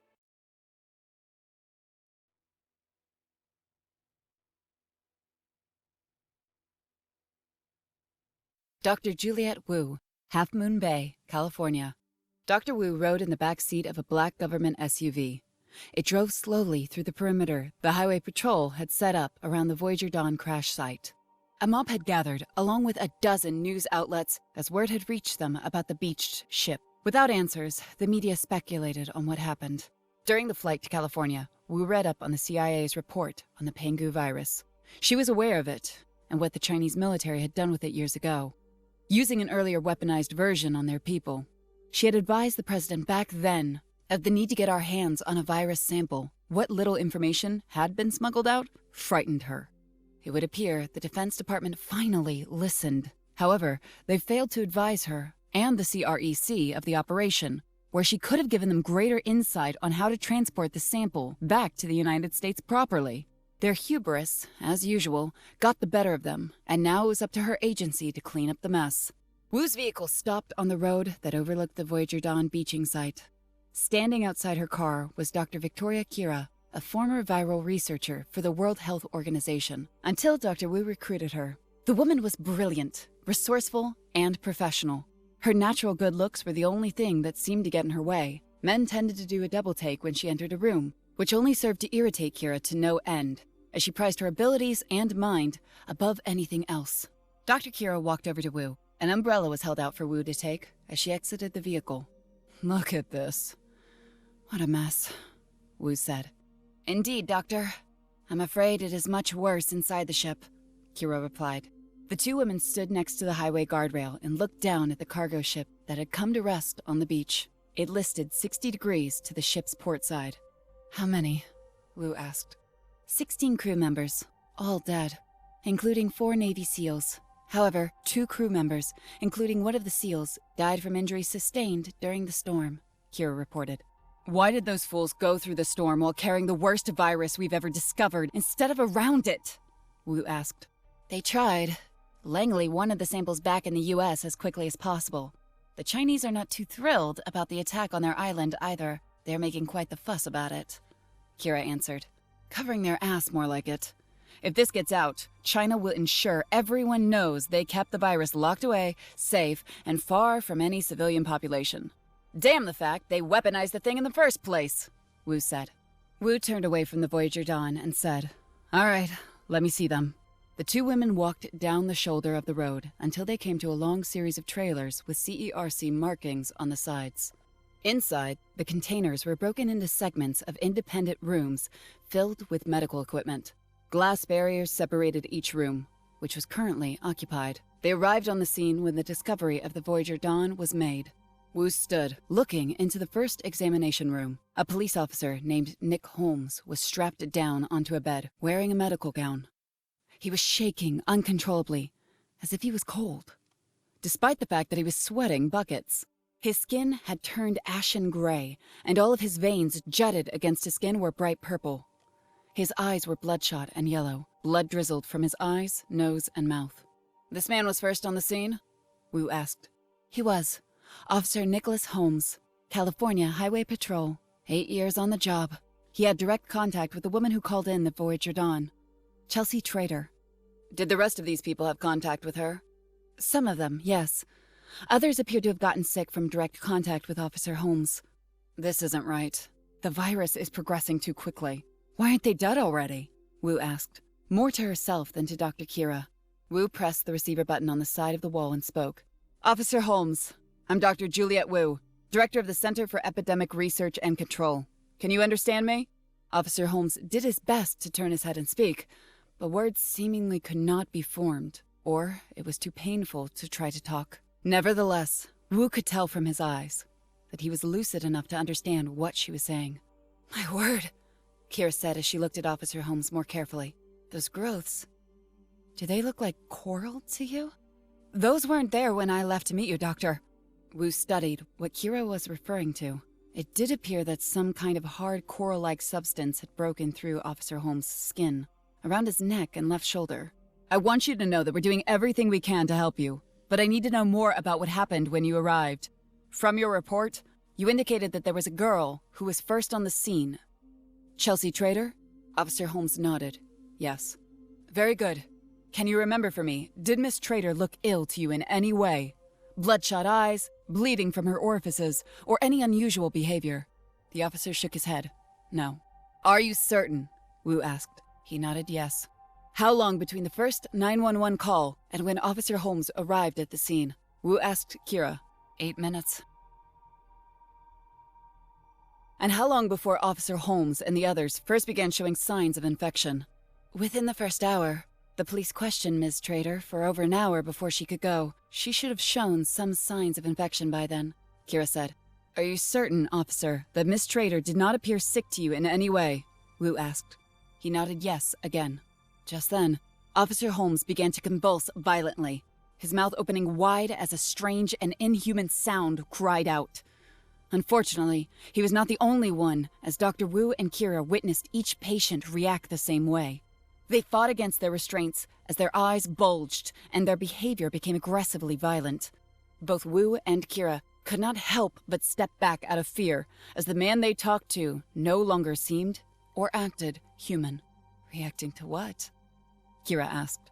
"I don't know, but something has changed." Wu turned to Kira and said, "We need to find Chelsey Trader."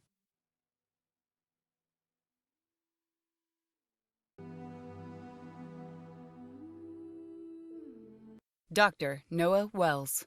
Dr. Wells yawned before he picked up his coffee cup and finished what his third helping was. Dissatisfied when he realized there was not any more, he looked down the hall from his office towards the break room, knowing that a full pot was more than likely made. "Shannon's going to kill me," he said to himself before siding against his better judgment and walked down the hall with his empty cup in hand. His wife had gotten on his case over the past few months about the amount of caffeine he consumes. Not that she was one to talk, but naturally, she expected him to follow her example since she'd started her new diet. Honestly, he tried. But with long shifts and a busy workday, it was not easy to keep his mind focused on his job when the Sandman came knocking. "I hope this coffee's hot and fresh," Wells said before he walked into the break room, half expecting one or more nurses to be in there. "Oh well, more for me, I guess." The pot was filled to the top, but when Wells grabbed it, he was surprised to find the coffee was cold. It had probably been sitting there for the past couple of hours, a cardinal sin in a busy hospital with overworked staff who also needed the extra boost to keep them awake and functional. Wells shrugged his shoulders, figuring whoever made it probably had to run off and take care of some emergency. So, he poured himself a cup and stuck it in the microwave before grabbing the creamer out of the refrigerator and a single packet of sugar. As he waited for the timer to reach 0, He turned sharply as he thought he heard something heavy crash onto the floor down the hall. Standing in the doorway, he listened again. There was a loud beeping noise, but that was about it. Is everything okay? He called out. As Wells stepped out of the break room, there was no answer, and took a couple steps down the hall, listening carefully. The microwave timer beeped, which startled Wells, causing him to jump as his nerves had gotten the better of him. He turned to go back inside the break room when he heard a high-pitched scream from a woman. Hello? Is everything okay? Wells turned and rushed down the hall, knowing this wasn't the typical scream he was used to hearing from a patient. This was primal, like a person would sound like in a horror movie. As he turned the corner, he saw a nurse attacking a woman who struggled against him, her feet slipping in a pool of blood. Hey! Wells ran forward, stopping in his tracks when he laid eyes on the man that held the woman. Oh my God. Wells covered his mouth, mortified when he saw the male nurse tearing into the woman's throat with his teeth. She, unable to speak. She was still alive, looking over at Wells with teary eyes, begging for him to help without words. Wells grabbed a fire extinguisher that hung on the wall and dashed over to the nurse, bashing the extinguisher against the back of his skull. The nurse turned, letting go of his victim as he stared up at Wells with a face covered with blood. His eyes were yellow, terrifying, and seemed no longer human. Wells struck the nurse again as he lunged at him. The nurse's face split open as a mouthful of teeth spilled across the floor. This did not faze him as the attacker turned and tried to rush Wells again. This time, Wells hit the man harder, knocking the nurse to the ground.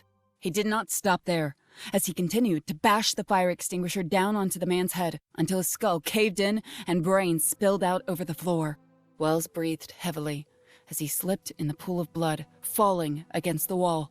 He then realized the woman was still alive as she lay on the floor, looking up at him, her mouth moving as she tried to say something, but could not. Wells crawled over to her and looked for anything he could use to stop the bleeding, ultimately deciding his lab coat was the best choice. Removing it, he shoved it against the woman's throat, which pulsated with streams of blood that squirted out. Someone help me! Wells tried to lift the woman to her feet. She was too heavy, almost dead weight. He continued to lose his grip and slipped in the blood several times. The woman clutched his collar as she was in shock, struggling to speak before her eyes rolled back into her head and her body convulsing. Wells cried out again, but once more, no one heard him. When he felt the woman go limp, he realized she was dead. Wells covered his mouth, mortified by what happened once he laid her down on the floor. It was then that he heard more screams coming from down the hall. He panicked, hiding behind a workstation as a nurse ran past him. She was covered in blood, and her arm appeared to be mangled. 2 men chasing after her, both patients still wearing their hospital gowns. Wells noted the same monstrous appearance in their eyes, as they were more like crazed beasts than men. When he got the nerve, he stood up, ran back to his office, and shut the door before closing the blinds. He reached for his cell phone, which was on the top of his desk, and frantically tried to dial for help. However, there was no signal. Grabbing the landline, Wells dialed again. The phone rang twice before a woman answered. 911, how can I help you? Hello, my name is Noah Wells. I am the chief surgeon at Treasure Island Memorial Hospital. Something strange is happening here. The patients and nurses, they've all gone mad, murdering each other. Sir? I don't understand, the operator said. Please catch your breath and speak as clearly as you can. They're murdering people! I don't know what's going on or why. You need to send the police here. The SWAT! The army! I don't give a damn! Something very wrong is happening! We have units on the way, sir. I advise you stay where you are as long as you are safe. Don't try what? Hello? Hello, are you there? Wells tried to dial again, but this time there was no signal. Another loud crash sounded, followed by frantic screaming. A moment later, he heard gunshots, 6 in total. Wells crawled under his desk before reaching for a nearby golf club. He crouched down, holding onto his weapon, and waited for the violence to stop. More gunshots echoed down the halls, followed by a feral screaming. There was more running. There was more screaming. After about 30 minutes, the halls were silent once more that Wells decided he could not stay where he was a moment longer. His instincts told him to find a way out of the hospital as he feared one of those things would discover him. Quietly, he moved to his door and unlocked it, slowly opening it and peeking through the crack. He saw a dead body down the hall, another nurse, but he heard nothing else. Wells, with a golf club in hand, moved quickly out of his office. He was on the 4th floor and thought it was best to work his way down instead of up. Slowly, he made his way over to the elevator, but decided against using it. He was unsure if there were any more of those things on this floor that might be close enough to hear it, so instead, he moved into a low crouch over to the stairs. Heading down, Wells heard more fighting and screaming coming from the 3rd floor.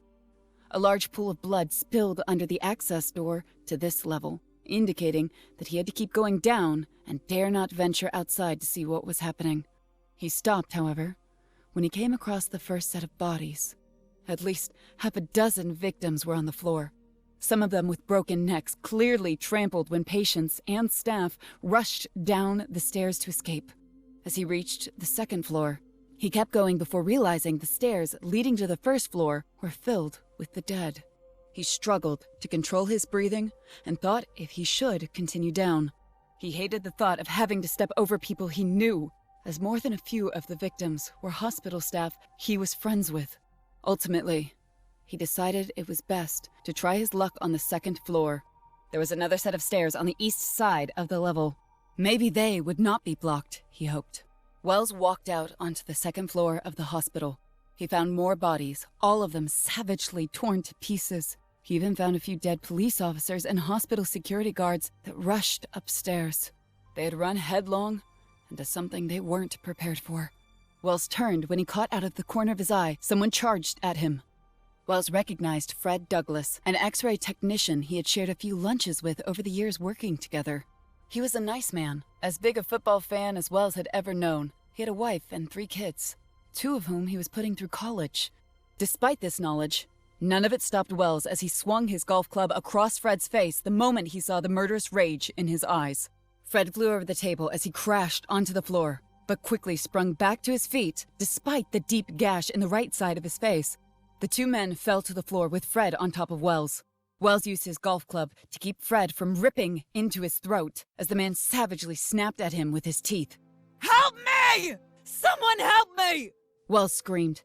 He felt his strength start to waver as his friend was about to sink his teeth into his throat. Blood splashed on Wells' face as he realized something was thrust into the back of Fred's skull, pushing Fred off him once his body went limp. Wells saw a woman holding a mop handle, which she'd broke to create a makeshift spear. "Come on, take my hand, we haven't much time," the woman said as she held out her hand for Wells to take. He did, without question, as she helped him back to his feet. He realized he knew 5 other people with her, a doctor and a nurse from the 5th floor, and 2 civilians, most likely visitors or hospital employees. More of the crazed infected came rushing around the corner. Run! The woman said. The group turned and ran in the opposite direction as quickly as they could. However, it was difficult getting around all the overturned tables, medical supplies, and hospital beds, all of which had been purposefully moved into the middle of the halls. Wells realized the girl that was saving him was trying to lead the group to the far stairwell. He quickly realized that they were not going to make it. Wait! This way! Wells called out. The group didn't argue as they stopped in their tracks and ran after Wells, who dashed into a part of the hospital where they stored blood and plasma. The infected were right behind them when Wells grabbed hold of the door handle that led into the freezer. He pulled the door open and urged everyone to run inside before he followed and quickly slammed the door just as the infected reached him. The infected began bashing at the door, and for a moment, Wells wondered if they knew how to open it. However, after the first 3 minutes, everyone began to calm down. When they realized they did not understand how to open the freezer, Wells carefully made sure the door was secure before turning to the group of survivors who had found him. One of them seemed severely injured, and the rest were afraid out of their minds. Already, they were beginning to shiver. "It's going to be cold, but at least I don't think those things know how to get in here," Wells said. "I hope so," the woman that saved him said. "You have any idea how to get out of here? The hospital, I mean?" she asked. "At the moment, I think it's our best bet to stay where we are. I managed to call 911 before I left my office. Hopefully, there's already an army of cops outside, ready to storm the hospital. If we stay in here and wait for rescue, I think we should be okay." Wells tried to sound as reassuring as he could. He wasn't sure he believed himself, but it was the best idea anyone had come up with. At least, It was a hell of a lot better in the freezer than out there trying to avoid the beast, he thought to himself. Until then, Wells looked over to his fellow doctor. Amber, let us help this man with his injuries. Everyone else, look around and try and find if there's anything we can use to stay warm. The woman that saved Wells grabbed his arm to pull his attention towards her. That was quick thinking on your part to come in here, even if it's cold as hell. It isn't a problem. Besides, it is I who should be thanking you, Miss... Rachel's fine. Thank you, Rachel. Do you have any idea what's going on here? Rachel asked. I don't. I'm sorry to say. I was visiting a friend on the 3rd floor. He was supposed to be dying from cancer and could barely walk as it was. No less attack me as he did. I didn't know what to do. A couple of the nurses pulled him off me, but the look in his eyes as he turned and attacked them... It wasn't human, Wells said, finishing Rachel's sentence. You shouldn't think about it. You might be in here for a little while. Please help the others. Sure. And thanks again, Dr. Noah Wells. A pleasure to meet you.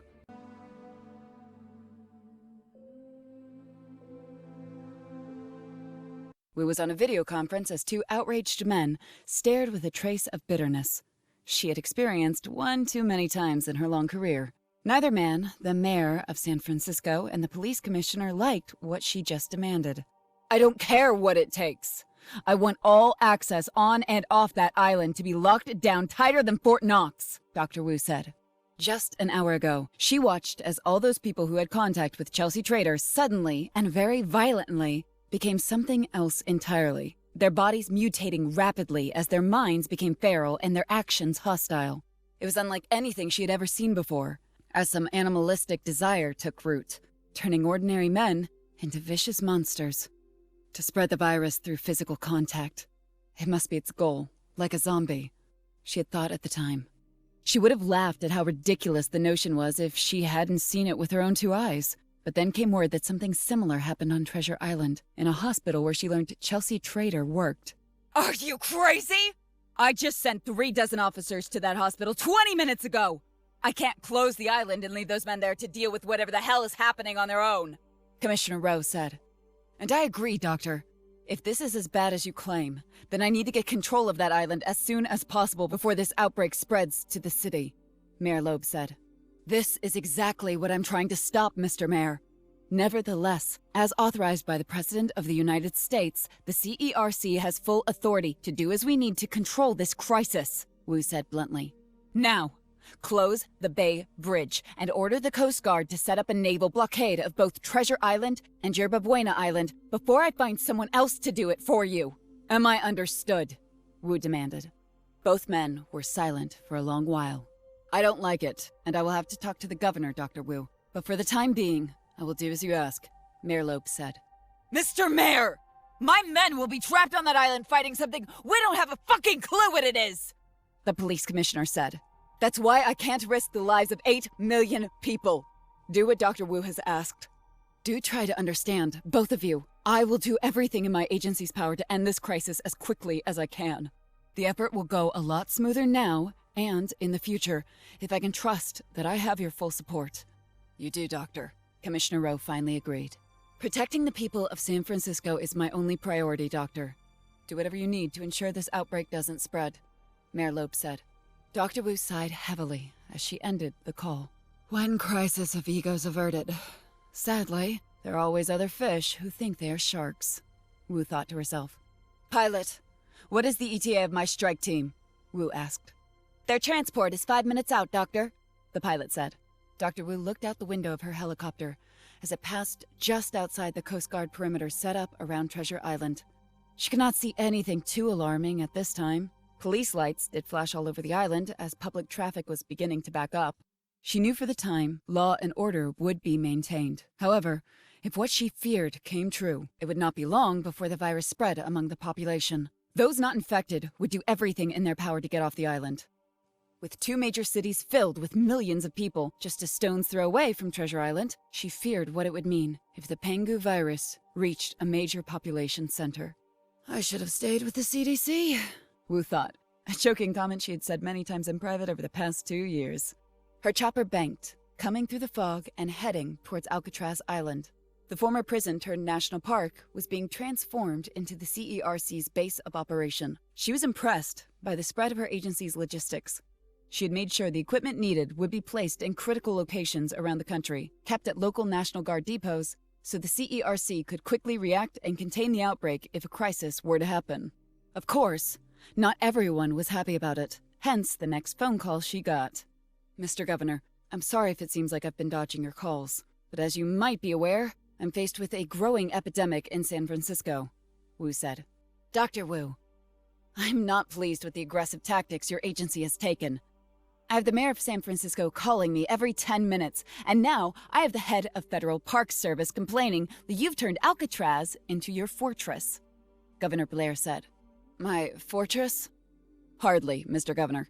I needed to remind you that Alcatraz is federal property, and it is perfectly within my authority to seize any federal land I might need. Alcatraz is the closest island near the outbreak's epicenter.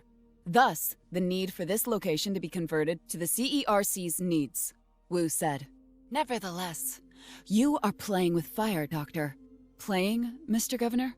A poor choice of words. I am sorry, Doctor, but you catch my meaning nonetheless. You need state and local assistance to combat this outbreak, as your agency has few allies in D.C. willing to put their neck out on the line if things should turn sideways. I would advise, Dr. Wu, you try to be more accommodating to those on the ground and do everything in your power to keep them in the loop. Wu was ready to bark back at the governor, but decided it was best to hold her tongue. She was too early in the operation to already be dealing with bureaucratic red tape. Everyone wanted to cover their asses. The governor was right about one thing. There were too many disgruntled senators back in D.C. who wished to see the CERC fail. I understand, Governor, and thank you for your advice, Wu said after a short pause as she tried to keep her calm. She ignored everything else the man had to say over the next 2 minutes, as she felt as if he was talking down to her. If the outbreak was averted and lives saved, he would take credit for saving San Francisco. If she failed, then the blame could always be shifted to the CERC.